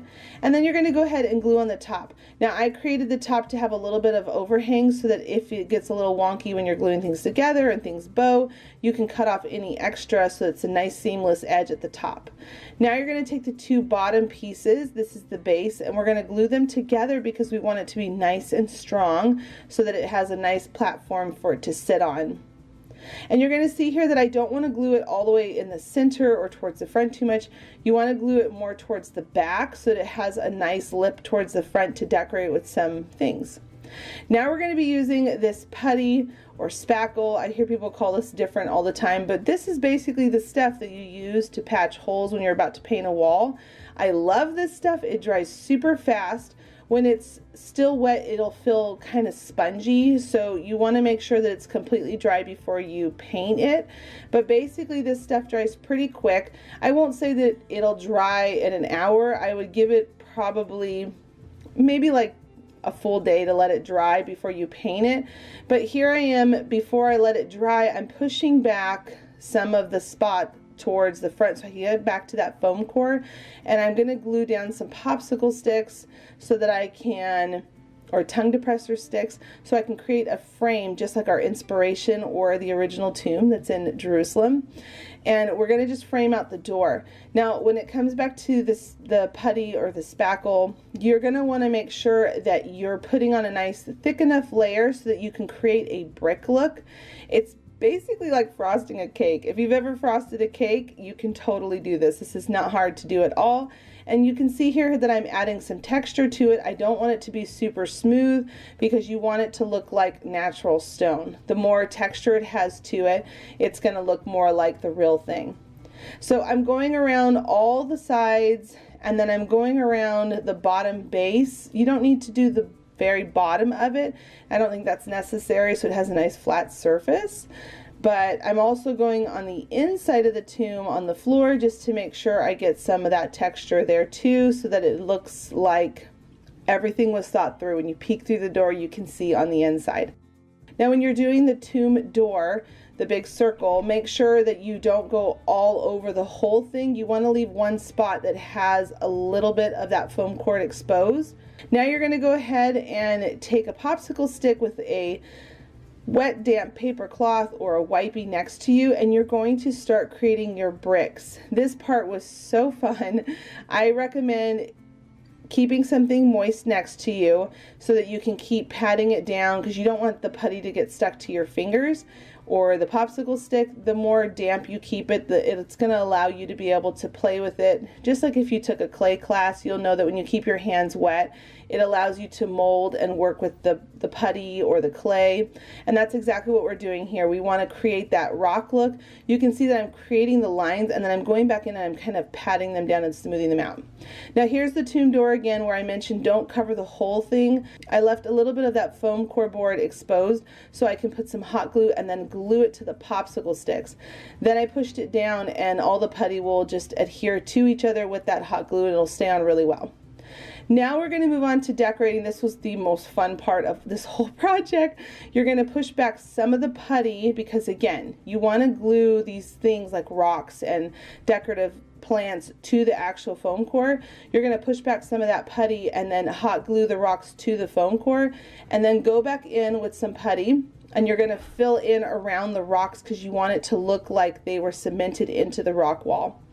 I'm also going to show you up here at the top. I put 3 of them up here so you could see how that looks, and it's a better view where you can see that I'm going back in with that extra putty, and I'm just kind of working around the rocks. I smoothed it all out, and then I would wipe away what I didn't want on the rock. Once everything is dry, you can move on to painting. And again, make sure it dries completely before you start painting, because it'll destroy your rocks. It'll not be ready to be painted. So I'm using brown and white and a little bit of black and whatever color you think will work best for yours, but I wanted it to have a real rock texture. And you can see here that I've got all different types of colors, so you get that different rock shaded tinted look. And you don't want it to all be one straight color because it'll look like it's not the real thing. So just keep playing with it and having fun. There's not really any wrong way to do this. You're going with the darkest colors first, and then you're going to start lightening it up as you go. Make sure you get the floor on the inside of the tomb as well, so you don't forget to do that part. Then up at the very top, I'm going to show you how I dry brushed it. I went with the lightest color once I got the coloring right that I wanted, and I took a towel with my brush and I basically went in and just dry brushed this really light white color, creamy tan color right on top, so that way it would look really like a stone or like the sun was hitting it on certain parts. I thought this part was so fun. Actually, the whole project was really fun for me. I think this is my favorite project that I have ever made. Then once you've got your whole tomb painted and you've got that rock look that you love, go ahead and take some water and some brown paint. And I would recommend going in really lightly first as you keep adding to those popsicle sticks to create those wood beam doors.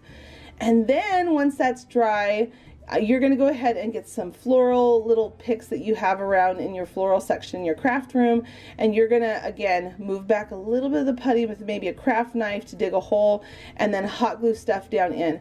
Now, a recommendation to make it look real, like real plants that you would see in Israel, you're going to take some of the green moss and some of this brown dryer moss. I don't know what this like stuff is called, but you're going to mix them together to create more of a tumbleweed moss look, as weird as that sounds.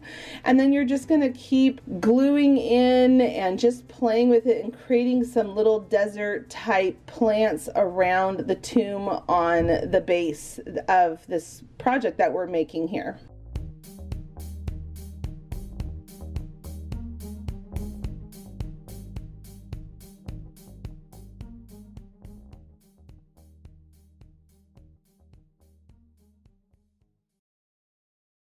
For our next DIY, this one is so easy, you all. I cannot wait for you to see how easy this is. Take a can or two, some fabric that you love, some florals from the Dollar Tree, and a foam square. Start by using white paint and putting it all over the corrugated metal that you see in the middle of these cans. We're not worrying about painting the top or the bottom because we're going to be doing something with that later, but just right around where that bumpy part is. Once it's dry, you're then going to take some sandpaper and you are going to sand over it so that you have that corrugated metal look to it, which is really, really pretty when it's all done and sanded down, just like how I'm doing here. So go over the whole surface and then put it off to the side, because next we're going to be using our gingham fabric that I have here. Again, I got this from Joann's with a coupon. I always use coupons when I go to stores. I love coupons. I love getting things on a budget. So go ahead and cut a little snip and then just rip all the way down so that you have a nice strip to work with. And then put that to the side for just a second and get some twine, and you're going to just wrap it around the bottom. Remember how I said earlier we don't need to paint the bottom because we're going to be adding something? Well, we're adding this twine to the bottom. Snip off what you don't want for the extra strings, because that'll be the back side. Then you're going to take your fabric, you're going to fold it in half, and you are just going to wrap it around the top where the seam is towards the back, just the same place where you tied that knot earlier. Have those be towards the back. And then you're just going to flip it over, hot glue it down into place. And then once you've got some foam inside of your cans and glued in place, you are going to add in your florals. Now, I said this earlier, I like to cut off my flowers from their stems just because I feel like you can play with them more and they look more lifelike versus keeping them on that weird plastic piece that keeps them all bundled together. I just am such a big fan of cutting them loose and then putting them in at the height or the look that I want. So once you've got your cans all filled in with these beautiful, beautiful purple flowers, you're then going to take some more twine and add that to where the gingham fabric is. And we're just gonna put a little hot glue, wrap around twice. To finish the look, we're gonna add a simple bow and hot glue it into place.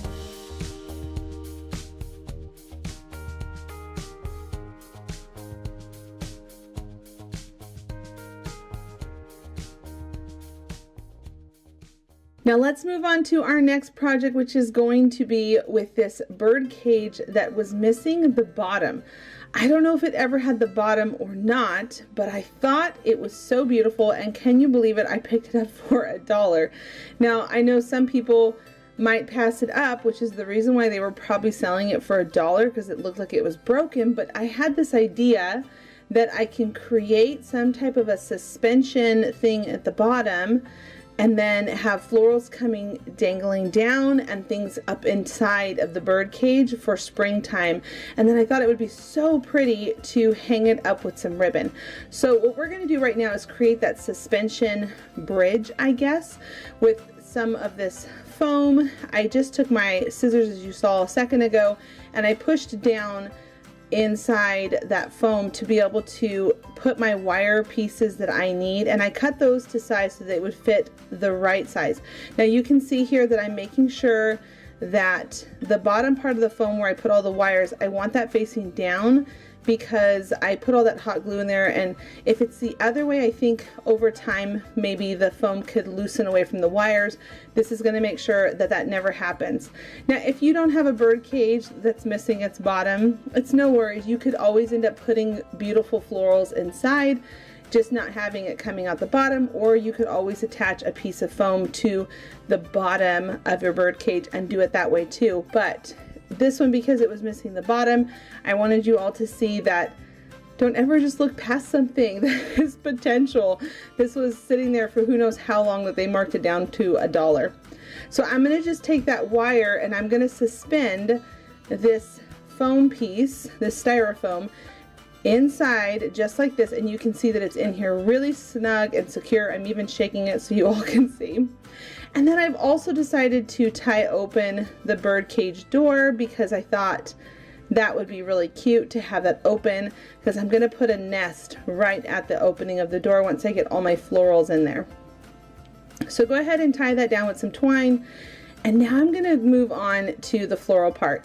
So I'm cutting away all of my floral picks or stems from the actual handle that you would pick up from the Dollar Tree.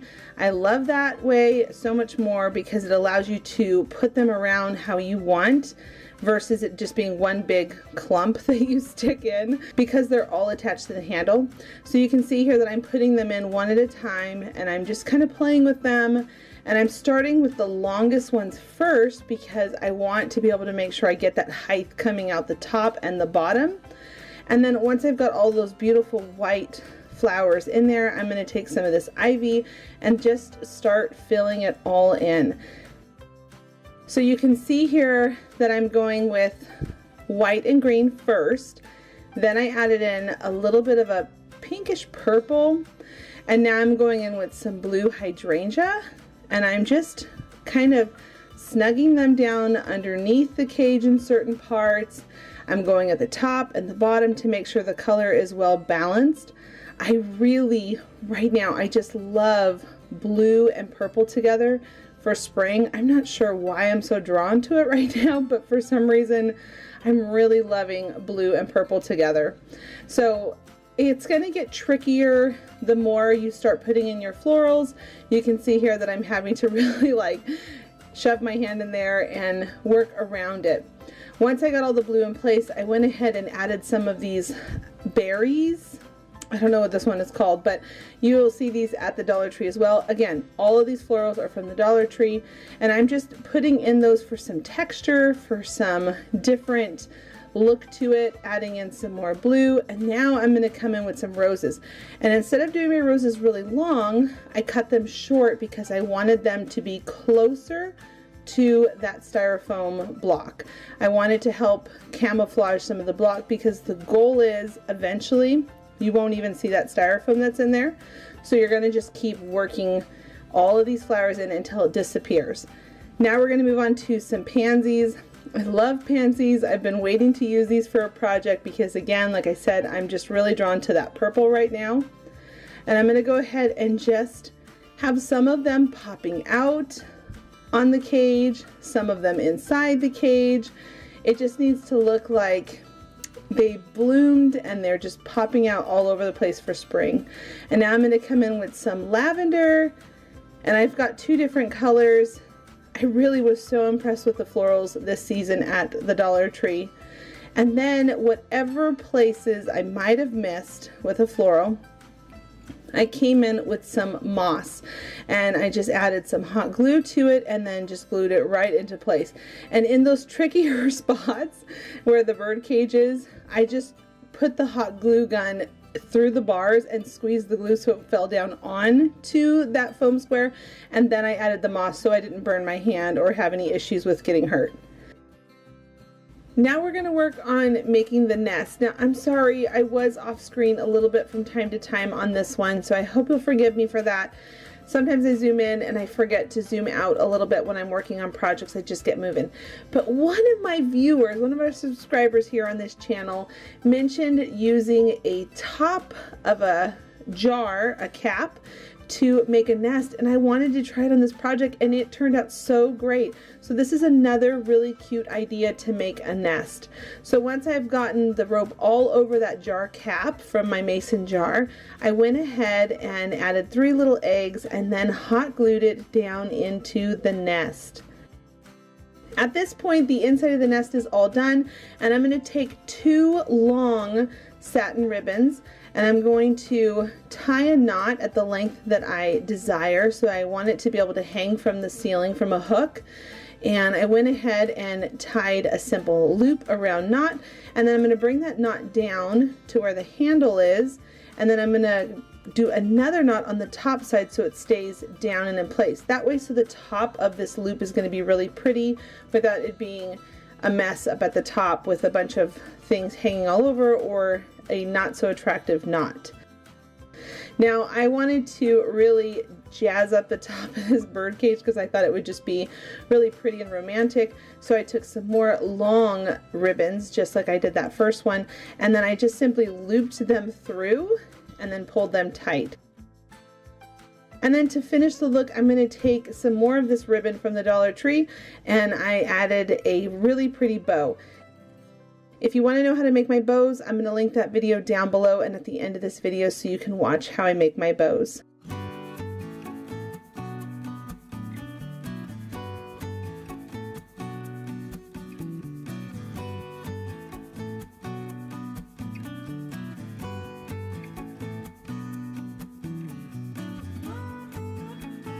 If you haven't done it yet, please give this video a thumbs up. It really helps out my channel and it means so much to me. Our supplies are this printable, these popsicle sticks, and twine. Now the printable is linked down below in the description box. It truly is free. There are no strings attached. I like to give you all free printables here and there just because I know that we're always all in a budget, and it just makes it fun to have something new to try and to use on our crafting projects. So you're going to go ahead and start by cutting out your printable. Oh, and keep in mind that you can print them out small or in an 8.5 by 11 size. So I'm giving you 2 different options to be able to print these for your home. But once you've got them cut out, I'm going to show you the first option, which is to make this really darling hanging sign. You're just going to take some popsicle sticks, cut them down to size. Now if you want to make a bigger one, you can always use painter sticks and do that as well, but I'm going to make the minis because I just think the minis are so cute to hang on a doorknob or on a little hook on a shelf somewhere. And once you've got those cut down, those popsicle sticks, you're going to take some twine to the desired length that you want, and you're going to just simply hot glue that into place, and then you're going to sandwich it in between another popsicle stick, and this is going to finish off the look really nicely. Now again, you can do this in the mini size or you can do it in the larger size because the printable works for both. So once you've got those on, you can stain the wood or leave it this lighter color, which is what I'm doing because it's more of a spring look. The next idea that you can use with these printables is to take one of these smaller canvases, gently pull off the canvas fabric. I found that these canvas fabrics are really great to use for paint whenever you're using paint on projects, to be able to put them on it, because just throwing them away is a little wasteful, so I like to try to reuse them for other things. Or you can also cut shapes out of them and paint them as well and put them on projects. But once you've got the canvas fabric pulled off, I took a little bit of brown paint with some water to give it a stained look, more of a honey oak color, and then I'm just going to wipe off any excess that I don't want. And then I'm going to take the Bloom printable sheet and I'm going to put that inside the frame and add some twine to the back of it. And again, you don't have to put the twine on the back to hang it up. You could always just lean this up and display it that way as well. You also could pop these inside of a frame and it's just so darling.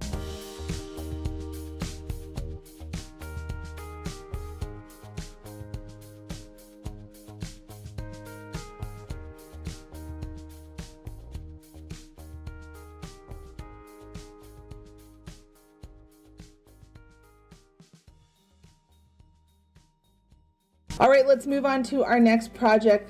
This next one, you are all gonna laugh because it is the most random things that I'm using, but it's gonna come together as a really darling, whimsical home decor item to display on a table. You're going to go ahead and start with this cap that you would put on a jar, and you're gonna take some E6000 and some hot glue to make sure that it's really glued on there well. I like to go in with both of these adhesives because it allows it to be able to set long-term and short-term, so it really does not pop off and have any problems over time. You're gonna see me do that a lot in this video for this particular craft. So we're gonna do it again. We're gonna take the lid off of that candle and we're gonna put it on top of that metal cap, and then we're gonna just put it off to the side to let it dry. And then we're gonna take a shower curtain ring and a pot, and we're gonna do that again. Remember what I said, total random items that we're using on this project. But it's just so cool how you can take these random things and turn them into something. So you're gonna do that again. The hot glue and the E6000, and you're gonna adhere those two together, and then you're gonna take this floral fish bowl and put that right on top. So once you've got everything all glued into place, go back in with some hot glue just to reinforce, and you're good to go. And then we're gonna take some of that Arteza paint. We're gonna go with some white and some yellow. I'm gonna lighten it up just a little bit because I felt like this yellow was just a little too bright with what I was going for today. So I lightened it just a little bit. And I did start by making the first coat of paint white so that it absorbed into the terracotta, and then the can lid and the glass topper to the candle, I spray painted those white. So once those were dry, I could go in with the yellow and make sure that color was really popping and pretty and bright.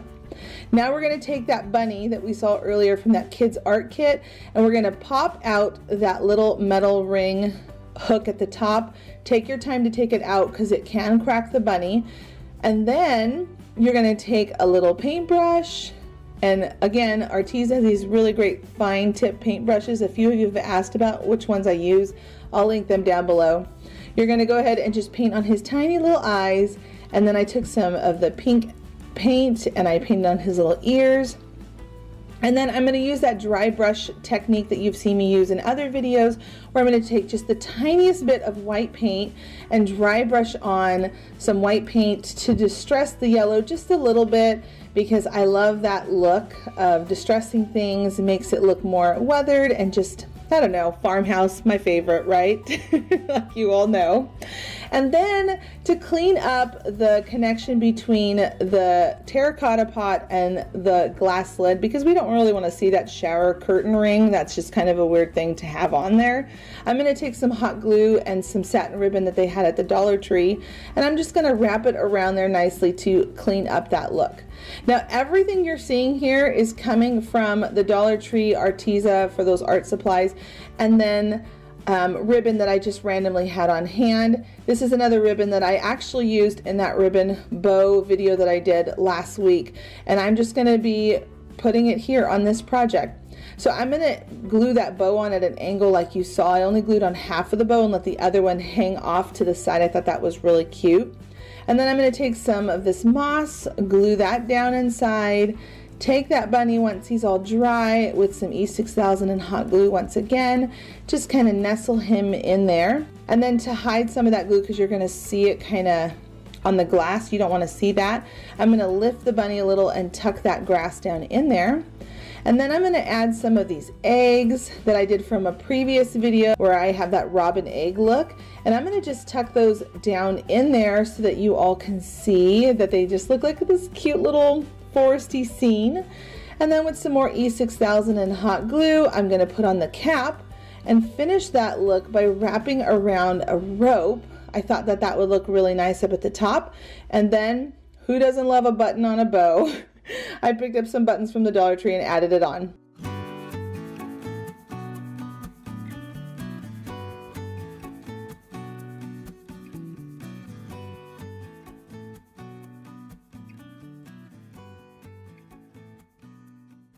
Our next project is going to be super simple, and I have a free printable, which is right here. You're going to take some painter sticks, cut them down to size that you need. I use my little miter saw box. I'll link it down below. I've used it a bunch here on my channel, but you're going to cut down your painter sticks. You're going to put 2 at the bottom, flip it over, and then put 2 at the top. And then what makes it really pretty is you're going to take some twine and you're just going to put that in between these painter sticks. Now you're going to notice here that for the front I put on that stick first, and then I added the twine to the back side of the paper because I wanted to make sure that it had a nice hanging ability where it wasn't like hanging kind of funny.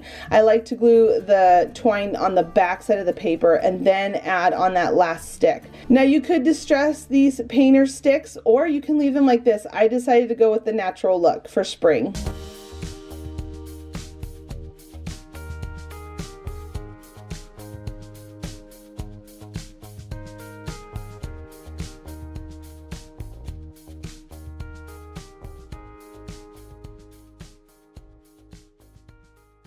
Here are the supplies we're going to be using today. 2 of these bunny signs from the Dollar Tree and this free printable that you can get down below in my description box, and we're going to be repurposing it again today. So you're going to cut out the 2 different papers and then glue them together at the center point where they line up. Then you're going to take that bunny printable and you're going to pin it to some fabric of your choice. I'm going to be using this nice tan burlap, and then you're going to go ahead and cut them out and put them to the side. Now for your bunny signs, you're going to pop off the feet and the bow and the tags at the top, and I'm going to go ahead and just save these feet and bow because we're going to use that next Friday for another craft, so hold on to those, don't get rid of them. Now you're going to take some foam core board and you're going to cut it down to size so that it will fit nicely with your signs. That way so this has something to glue together on and it has a really nice finished back side of your project. Once those are glued down, go ahead and take the paint color of your choice. I'm going to be going with this really pretty blue color, and I wanted to have a little bit of a weathered look because I like the farmhouse look. You could end up painting all the way up to the sides, but I wanted to show a little bit of that brown around on the sides. Then you're going to take some of these stickers from the Dollar Tree. I love these. I don't know if you all have picked some of these up or if they're even at your local store for the Dollar Tree, but I love them. They are such a great price. And I love using them all the time on signs like this, especially if you are not so good with hand painting letters or you don't have a Cricut cutting type machine that can do that for you. So stickers like this are so great. So once you've got down what you want, I put the bunny in the middle so you can see there that I wanted to make sure I got the spacing right. Go ahead and Mod Podge your letters down permanently. This will keep them from peeling up over time. Then you're going to go ahead and glue down your bunny that you cut out earlier. You can see here that I cut out 2 of them so it would be nice and thick. And then I added a pom-pom tail. And then I also added a bow up at the top. For some reason I don't have that footage. But then on the back side when I flipped it over, I ended up adding a rope to the top.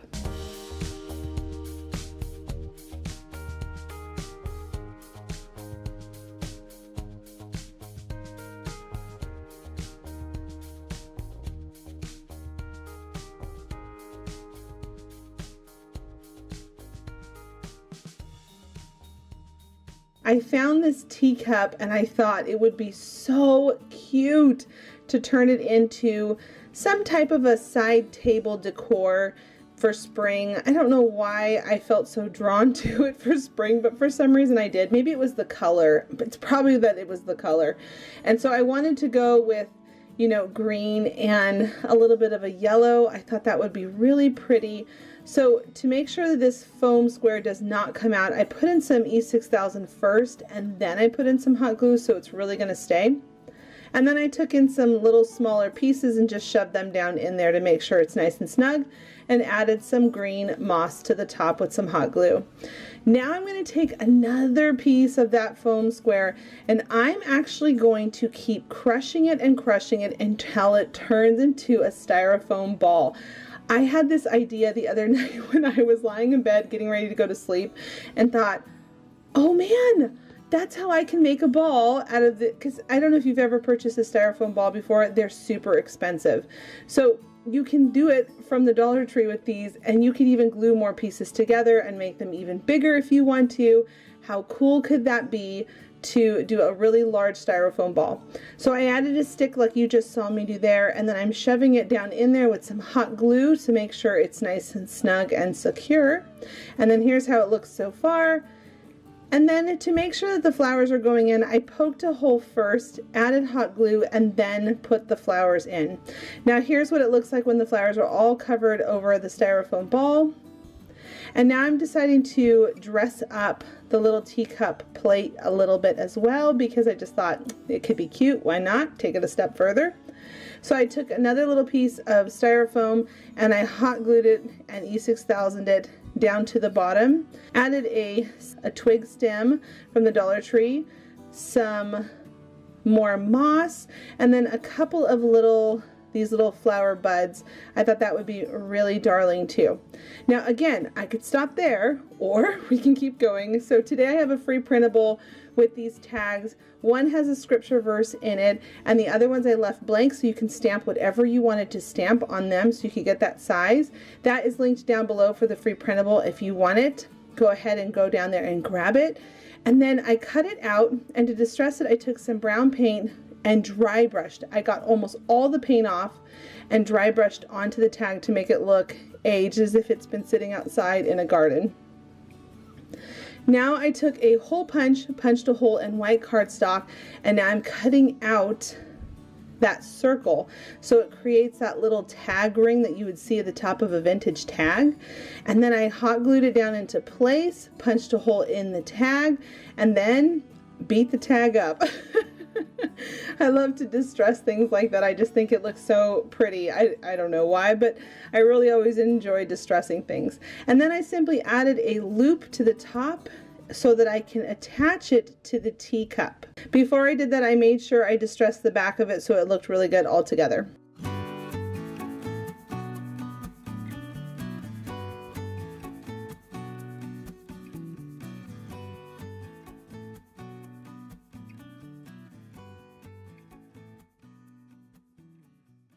All right, our next craft project is going to be one geared more towards kids or little teens, tweens, I guess I would say. And it's just the cutest, sweetest craft. And I wanted to make sure I shared this one because sometimes we want to craft with our grandchildren or our children in general. And this is a really fun, sweet project. So I'm taking these supplies, some felt, some yarn of your color choice, and then these little wooden spools that you can get from Hobby Lobby. And I used a 40% off coupon. I love these things. I think they're so cute. So you're gonna just add some hot glue like you saw me do there, and then you're gonna just keep wrapping around that yarn until you get to the very end. You could also use embroidery thread, but I used yarn because that's what I had on hand.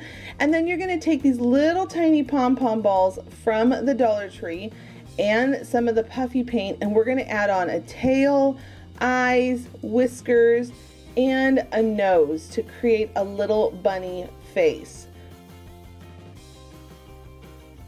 Once you've got all those on, you're then going to cut out the ears. You're going to cut out 2 white ears and then smaller inner part of the ears that are pink, and you're going to hot glue those together. Once you've got them hot glued together, add a little hot glue once again at the bottom, and you're going to just put those little ears together, and then use something that's small, like a small paintbrush, and just push them down inside so they're hot glued down into the top part of that spool.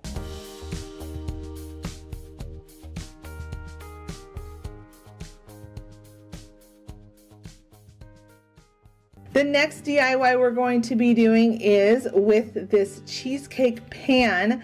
I picked this up again from Savers on half off, and I got it super cheap. And I'm also going to be using these florals that I picked up from the Dollar Tree. Again, I'm so impressed by their florals this season. And then here's that rope again that I love so much.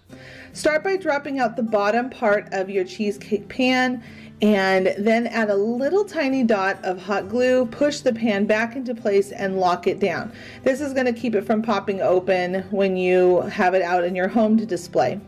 Now I'm going to take the rope, and on the handle where you lock it down, I'm going to tie a double knot on there, and then I'm going to come over on the other side, wrap it around, and then also tie a double knot. This is going to act as a way to be able to hang up this really cute DIY that we're making. Now you want it to stay in place, so you're going to want to make sure you add some hot glue. And then at the ends of the rope, I just frayed the ends to make it look more nautical feel. I just like how pretty it looks when the ends of ropes are frayed out like that. Once you've got everything all glued in place and you feel like your rope is nice and secure, you then can move on to the next part, which is super simple as well. You're going to take an X-Acto knife and you're going to take a piece of foam square and cut it down to size, and then find the size that you need for the bottom of your cheesecake pan. Now I'm going to just take that foam square and I'm going to push around the sides to curve the edges a little bit so it fits in there nice and snug, and then to make sure it doesn't fall out, because hot glue and metal don't always stick well to each other forever. So I like to add a little hot glue and then a piece of twine, and I tie it on to make sure that it stays nice and snug and secure. Once I've got that, I can start decorating it with all of my florals. This honestly was my favorite part of this whole DIY, was just customizing it the way I wanted it to look. I used a lot of wild flowers in here. I'm going to actually link all the tags that I used from the flowers, so you'll be able to know which ones if you want to look for the exact same flowers that I used. I will link all the names down below from the Dollar Tree. But one of my favorite tips is to take your pliers and dig a hole first, and then put hot glue on your flowers and then put them into the foam. It can be a little tricky sometimes trying to push the flowers in, especially because I always like to cut my flowers or my leaves away from the original form that they come on at the stores. I always like to have them individual so I can make them look more of a wildflower look versus where all the flowers are just clumped together on the actual bundle that you would purchase at the store. So just play with how you want it to look. Keep adding things in. I like a little height and a little interest, so you're going to see some things cascading down. You're going to see something trellising up around the side, and just have fun with it. I think this is such a relaxing DIY. Anybody can do this, and it's really fun to customize it with whatever colors or flowers you would like to use on your project.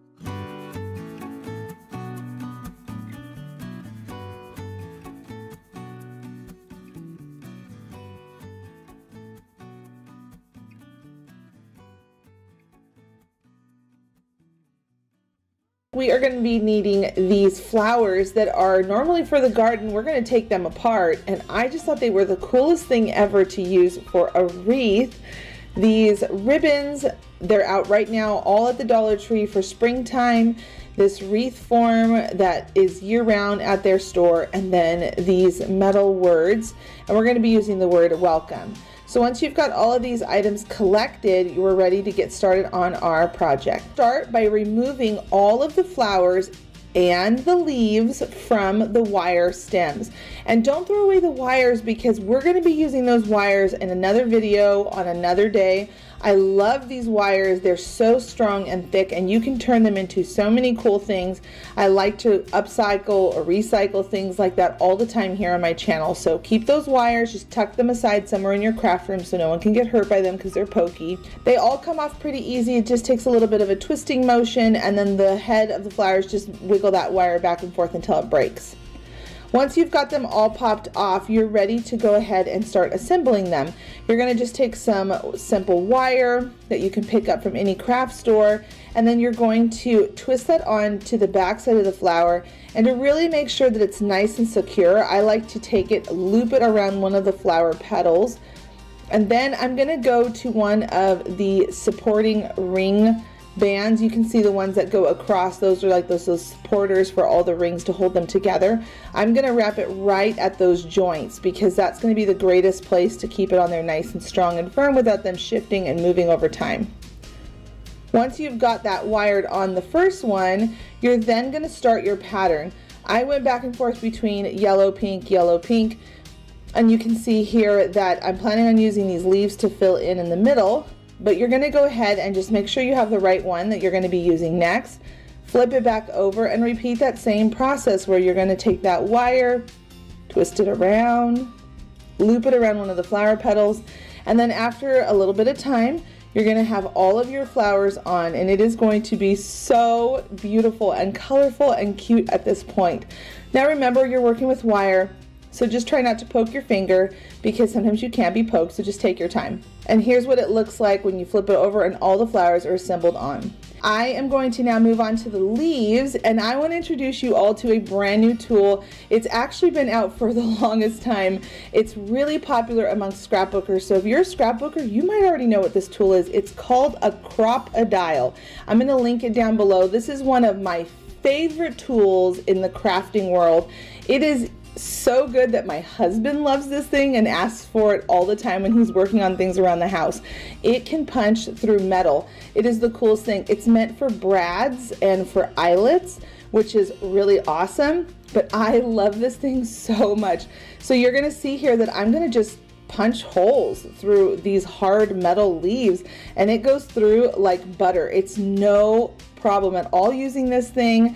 Again, I will link it down below, and you can pick them up all over the place if you haven't seen them before. Trust me, this is something to add to your craft collection of tools.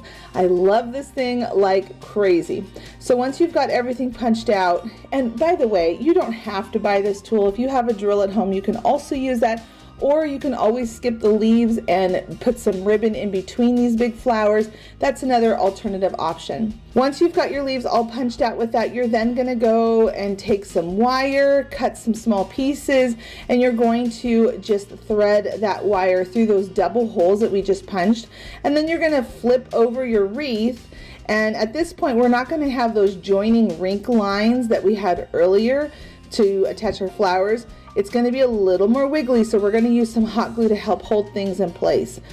So you're going to go ahead and wrap it around 2 of those rings to make sure it's on there really nice, and you're going to twist, twist, twist until you feel like it's nice and secure. And then you're going to tuck that wire down and under. I really recommend tucking the wire down and under so later on down the line you don't poke yourself on accident when you're working around this thing and decorating your home. And then once you've got it on, you're going to flip it over and bend that little leaf up just a little bit, just to make sure that it has life to it. And then you're going to add some hot glue to hold it in place, and it will stay in place. And the hot glue also is a great way to help tuck that wire in and keep those pokey edges from poking you. Once you've got that first leaf in place, you're ready to move on to the rest of them. And this is just such a simple process. You're going to just decide where you want your leaves to be, put on some wire, twist it on, and hot glue it. And you're going to see that you're going to have some bigger gaps and holes, and when you do, I recommend adding a few more leaves in there. Or like I said, if you've decided that you don't want to do the leaves, you can always end up adding in some more green ribbon in this point and just really fill in these cute flowers. This is such a fun project if you are a color lover.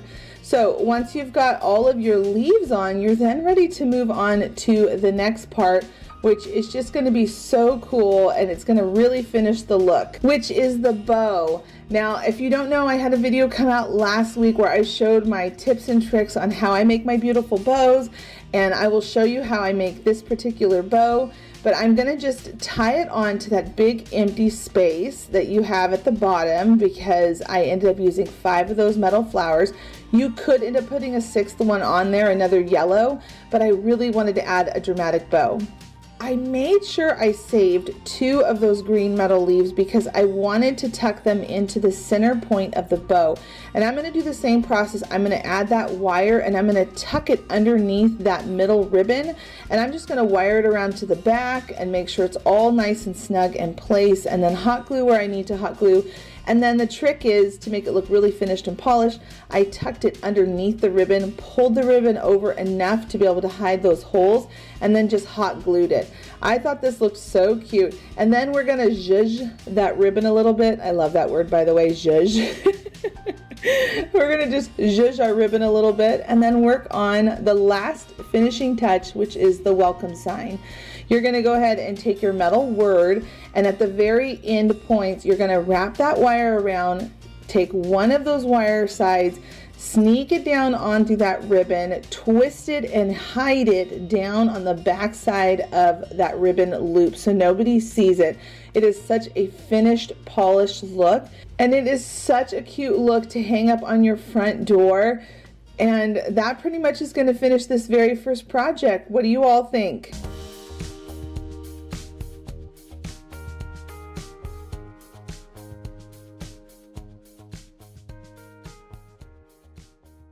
For our next craft, we're going to be using that last printable that I mentioned, some orange gingham fabric, this greenery that I picked up from the Dollar Tree, some twine, and then some more of the batting. Once you've got your printable cut out, you're then going to pin it down to your fabric. Now I doubled up my fabric so that I can get quite a bit of these all in one cut. I wanted to be able to make a lot of these because today we're going to be making fabric carrots. I have seen these on Pinterest and I wanted to take a try at them myself and to give you all a free printable to be able to make them as well. So once you've got your fabric cut out, you see how I cut out 4 of them from that one cut and pinning down the fabric. You're then going to take your fabric and you're going to take the end and curl it in to the center point of that rounded top. Then you're going to add some hot glue all along it, and then you're going to just glue it in place just like that to create a cone shape. Then you're going to come over on the other side and put some more hot glue and then continue to just roll it over until everything is glued into place. Now getting down in there can be a little tricky, so I recommend using a pair of scissors or a long stick of some kind to be able to go in and make sure that the hot glue is all nice and smushed into place. Then you're going to take some of that batting, stuff it inside your carrot. Once you've got it stuffed the way you'd like it to look, you're going to take off some of those little green stems. I think these were called onion leaves. I'm not exactly sure. I'll link it down below in the description box. Then you're going to add some hot glue around the edges of the fabric. Be careful adding too much hot glue just because it can melt these little greenery stems, because the hot glue is hotter than what they can handle, I noticed. But just add just a little bit, and then you're going to twist it around at the top to make it nice and tight. And then you're going to take some twine and wrap around the desired amount that you would like. And once you've got everything all twisted around and in place, you're then going to just tie a knot and fray the ends.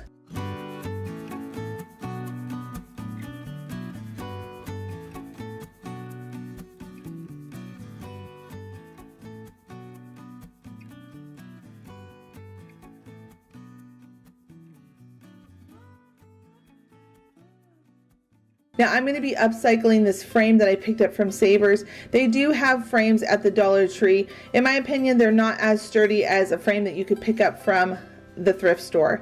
And I picked this frame up for less than what the price tag was. I got it on a half off day, so it was even cheaper than a frame that you would pick up at the Dollar Tree. So what I'm going to do is start by just painting it white. And I used 2 coats of paint to really get it nice and covered and crisp and clean and new feeling. Now I also have this free printable that's going to be for today. You can print it out on a white piece of paper or any color cardstock that you have. I used a piece of scrapbook paper. I just cut it down to size, put it in my printer, and then printed on it so it would have a distressed look to it. Then you're going to take your frame backing and you're going to just trace the size that you need and cut it out. Once you've got it cut out, you're going to then glue it onto the backing of your frame so that it stays in place and it doesn't shift or slide over time. Now, next we're going to be making a mini little nest. I've made these before, especially around Christmas time. I made a much bigger one and it was so much fun to make. And I start by using rope because it really helps give you the structure of the nest. I like using this rope from the Dollar Tree for this particular DIY. So you're going to just take the rope and you're going to start coiling it in at the middle and keep working your way out. When you get the size you want for the base, you start coming up around the top edge of the rope and then keep working around in a circle until you've got the size that you desire. Now again, I'm going to be making a small nest because it needs to fit inside of the frame as I slip the back onto it. And at the end, you can see that sometimes the rope comes untwisted. So you're gonna just glue it down into place and keep working it down until you like the way it looks. Once you've got it all coiled, like you see here, I'm gonna just glue that down onto the backing of the frame. And then I'm gonna take some of this little raffia grass stuff and I'm gonna ball it up and put that right in the center and use a popsicle stick to push it all down in there. Now we're gonna move on to the eggs. This is such an easy thing to do that really elevates the look of these mini eggs. You could keep them glitter, but I don't really like using a lot of glitter around my home. So you just pull out the ribbon from the top of the egg and then you're gonna take some paint and paint the eggs. Now you can see here that I'm using my fingers. You don't have to use your fingers, but I just feel like you're gonna get your fingers wet anyway trying to hold the small egg and paint it. Then you're gonna get a paintbrush and you're going to tap in black paint and sprinkle on little specks of black paint. While your eggs are off to the side drying, you're going to take some sandpaper, sand down the frame, and then pop in the back. This DIY is such a quick one and it's just such a cute thing, so make sure you grab the printable. It's free down below.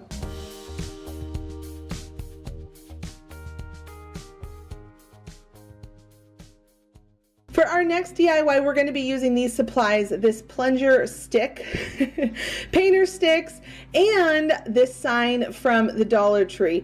This is the cutest DIY. It's a little advanced. I will say if you're a new crafter, this might not be the one you want to start with, but you're going to start by taking your sign and cutting it down to size. Now on this day, you're going to laugh at me, and I know if you're a die-hard crafter, you will know that sometimes you do things a little wonky because you can't find something, so you just kind of wing it, whatever. I took my scissors, scored it first, and then I cut it and then snapped it. Now normally I would like to use my sharp like carpet cutting blade, but I could not find it this day. So here I am, just winging it and going with it. So once you've got it cut down to size at 17.5 inches long, you're then going to take your long painter sticks, measure them to the length that you need, and then cut them down to size. Now I'm going to also make sure that I cut 2 for the long sides and 2 for the short sides, but I'm not going to give you the measurement for the short sides because sometimes Dollar Tree can cut things a little off and I don't want to give you the wrong measurement, so just make sure that you hold your painter stick up to the sign and then mark off where you need to cut. Now for that painter stick rod, that wood dowel, you're going to go ahead and just cut off the rounded tip and it should hit at 17 inches long.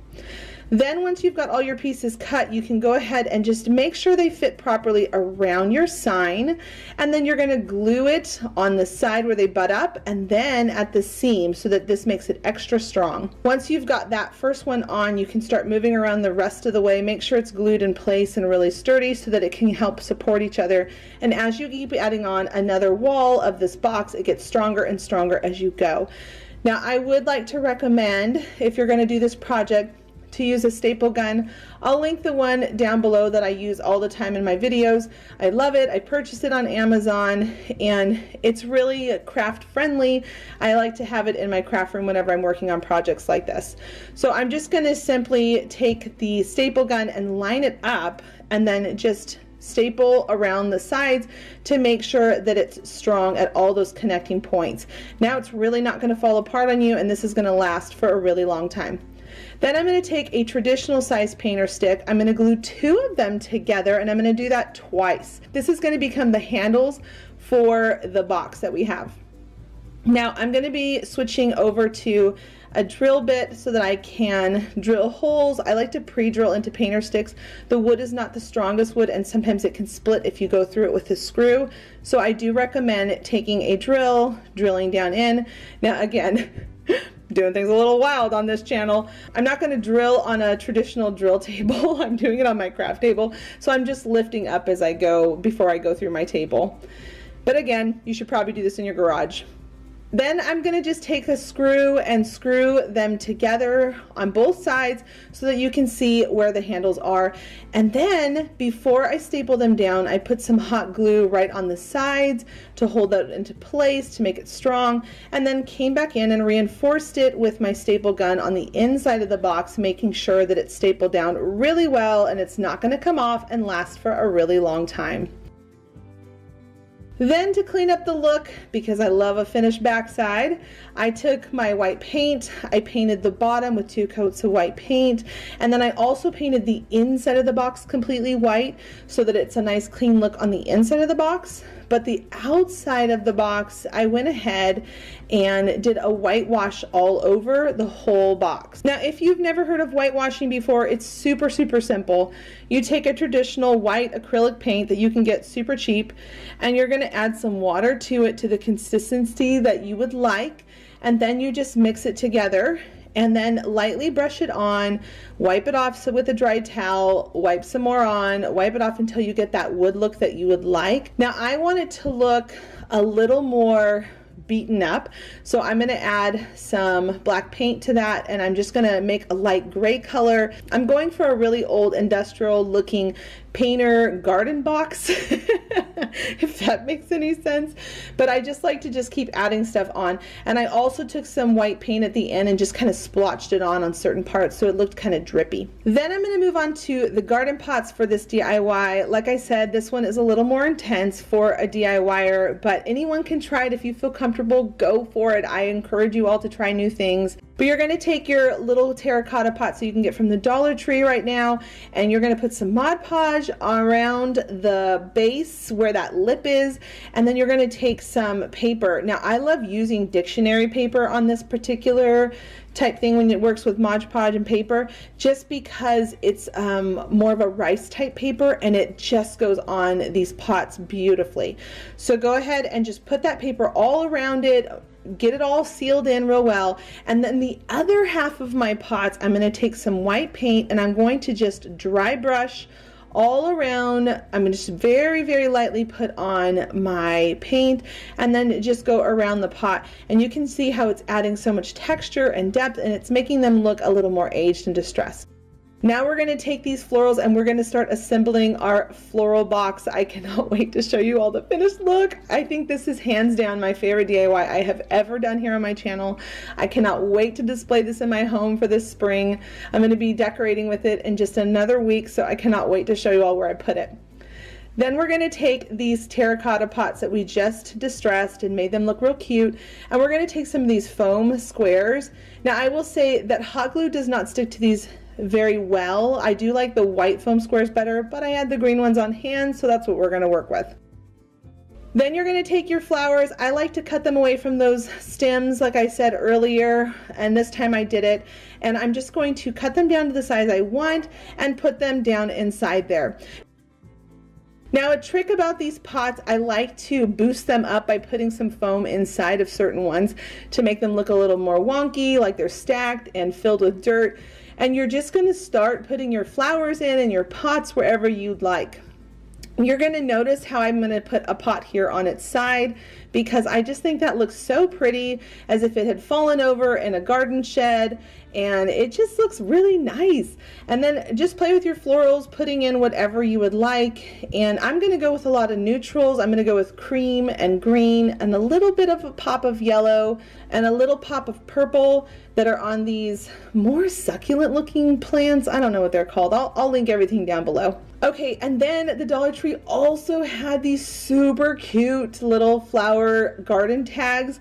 So I'm going to just paint on the word roses, and I'm also going to paint a little sign that says $1, because again, I want it to look like you would see this at a garden shop or in a garden shed, and I just think it's so cute. Something maybe even like you'd see at a farmer's market.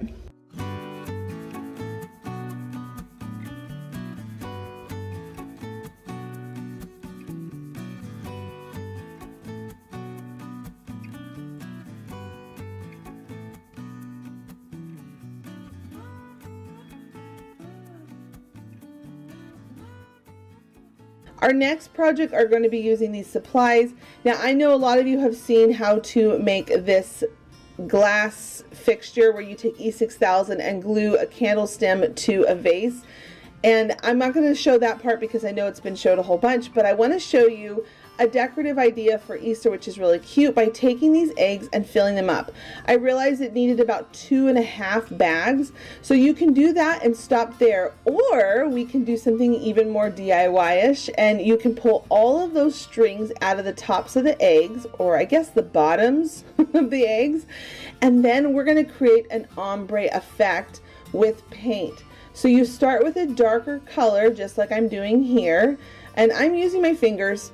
I could do this thing where you know, poke them in with a needle and hold them up and paint them, but honestly, this just is the fastest way to do it. You're going to have to get your fingers dirty a little bit, and if you're okay with getting your fingers dirty, then this is going to be the project for you. Or you could always poke them on a needle and paint them each with a brush and do it that way, but I like doing it this way. The one regret I will say that I had is I wish I filled the bottom of each of the eggs. They have these little holes where the ribbons were in. I wish I had filled each one with maybe a little bit of hot glue so that the little holes weren't so noticeable once I painted them. They weren't as noticeable before I painted them, and then afterwards I was like, bummer, I wish I had filled in those holes. So if you do this project, just keep in mind to fill those little holes. But as you keep doing your eggs, you're going to keep lessening that color by adding more white paint. So I started with a really dark pink, then I added some white paint, it went a little lighter, then I added some more white paint, and then it went a little lighter again, and then I added some more white paint until it got all the way down to a very icy pink, baby pink color, as you can see here that I'm doing. So just keep playing with it until you get those colors, those mediums that you need for your ombre effect. And make sure that you just keep adding in those colors until you get all the way through all of your eggs. And another tip is make sure you give yourself enough paint to work with. I've had that happen a couple times when I'm doing ombre effects, where you can run out of your paint. So don't go too crazy pouring too much, but make sure you just have enough to be able to cover all of your eggs so that you don't have any issues. Then once they're all dry, you're going to put them back inside the glass container, super easy peasy, and start with the darkest at the bottom and work your way up to the lightest at the top. And technically you could reverse it and do lightest at the bottom, darkest to the top, but it just has such a pretty effect. And if you did these with different colors, it would look so beautiful on a dinner table or an entry table.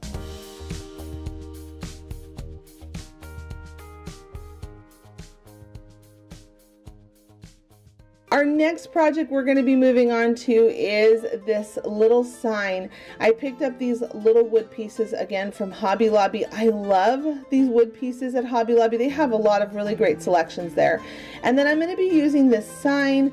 I believe it's a 4x4 sign that I picked up from the Dollar Tree, and I'm only going to be painting just the front of it. I'm not even going to be painting the sides. I loved the neutral paper it had around it, so I didn't think that was necessary to paint the sides, but you can paint it whatever color you want.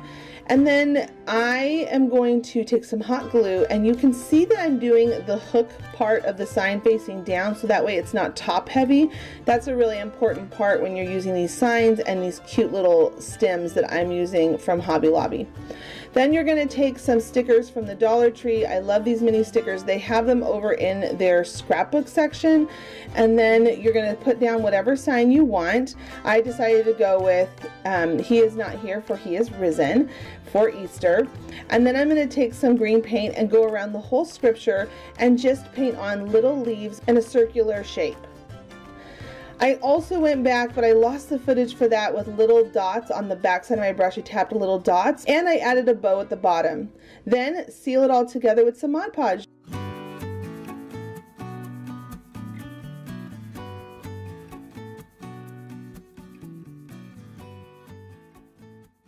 And today I have one more printable that I thought would be really sweet to do. Now, you can use any sign from the Dollar Tree. You don't have to just use this one, and you can even use one that maybe you've had in your supplies for a while.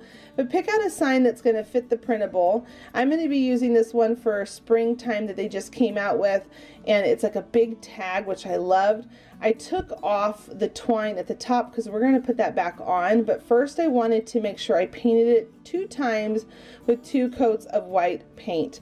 So once it's nice and covered, you're going to go ahead and take that printable that you just cut out, and you're going to place it down. And then you're going to trace around it to create that silhouette that you need to be able to paint in. And then simply take a small fine brush that you feel comfortable using, and then go ahead and fill in the inside of the silhouette of the Savior. And this is an image that you'll see a lot, where this was after his resurrection, that a lot of artists like to show, where he's showing his palms after being on the cross and overcoming death, which is really beautiful. So you're going to go ahead and just fill it all in, just like I'm doing here. Now I will recommend, again, doing 2 coats of paint, just like I did with the white. I did it with the black, just to make sure everything was covered really well. I like that really finished, polished paint look. So take your time, do what you feel comfortable with when it comes to your paintbrushes. For the smaller little fingertips on the Savior, you could use a smaller paintbrush just to make sure that you don't accidentally give him fat fingers. Anyway, so once you go ahead and get all that painted and it's all dry, we're going to go ahead and put a quote on. Now you could leave it like this and stop, but I wanted to make it, you know, take it one step further, like I always talk about here on my channel. And I'm going to put on a quote, or more specific, a song that I really like. And I'm going to be using the small Dollar Tree stickers. You can see that at the bottom I laid them out first to make sure that I had the right spacing and how many words I can fit across. And then I went down to the next row, and then I went down to the next row. Now the thing about this down at the bottom, I've decided to do one hand painted word, which was the Savior's name, Jesus. And so I went ahead and did the other ones, so it's not as much writing with my paint. I went ahead and did the other ones with the stickers, and then I went in and hand painted on his name. I thought this was a really nice custom look to it, and thought it looked really pretty when it was all done and finished. So once you've got all your letters all figured out, make sure you double check the spelling, because when we're done we're going to seal it with Mod Podge. But now we're going to go ahead and take a pencil, and I'm going to just write on here in cursive Jesus, and then I'm going to take a really small tip brush, and I always like to work out of the top caps of my paint bottles. I've done this for years. I just feel like it's the easiest way without having to get a plate dirty. And then I'm going to just take my time and write on the word Jesus. Now you'll notice that I lost a couple of my little white spots because the paintbrush could have been smaller that I used. So you're going to see in just a second, I'm going to go back in once the black is dry and add in a couple little small white dots here and there to create that look. Once the paint was dry, I added some twine around it about 3 times, added in some greenery picks, and then added on a bow. Whew, you made it to the end. Thank you so much for watching this video and checking out all of my spring DIYs. I cannot believe that summer is going to be here in just a couple more months. This year is flying by so fast for me. Leave a comment down below to let me know what was your favorite DIY. I would love to know. And until the next episode, bye friends.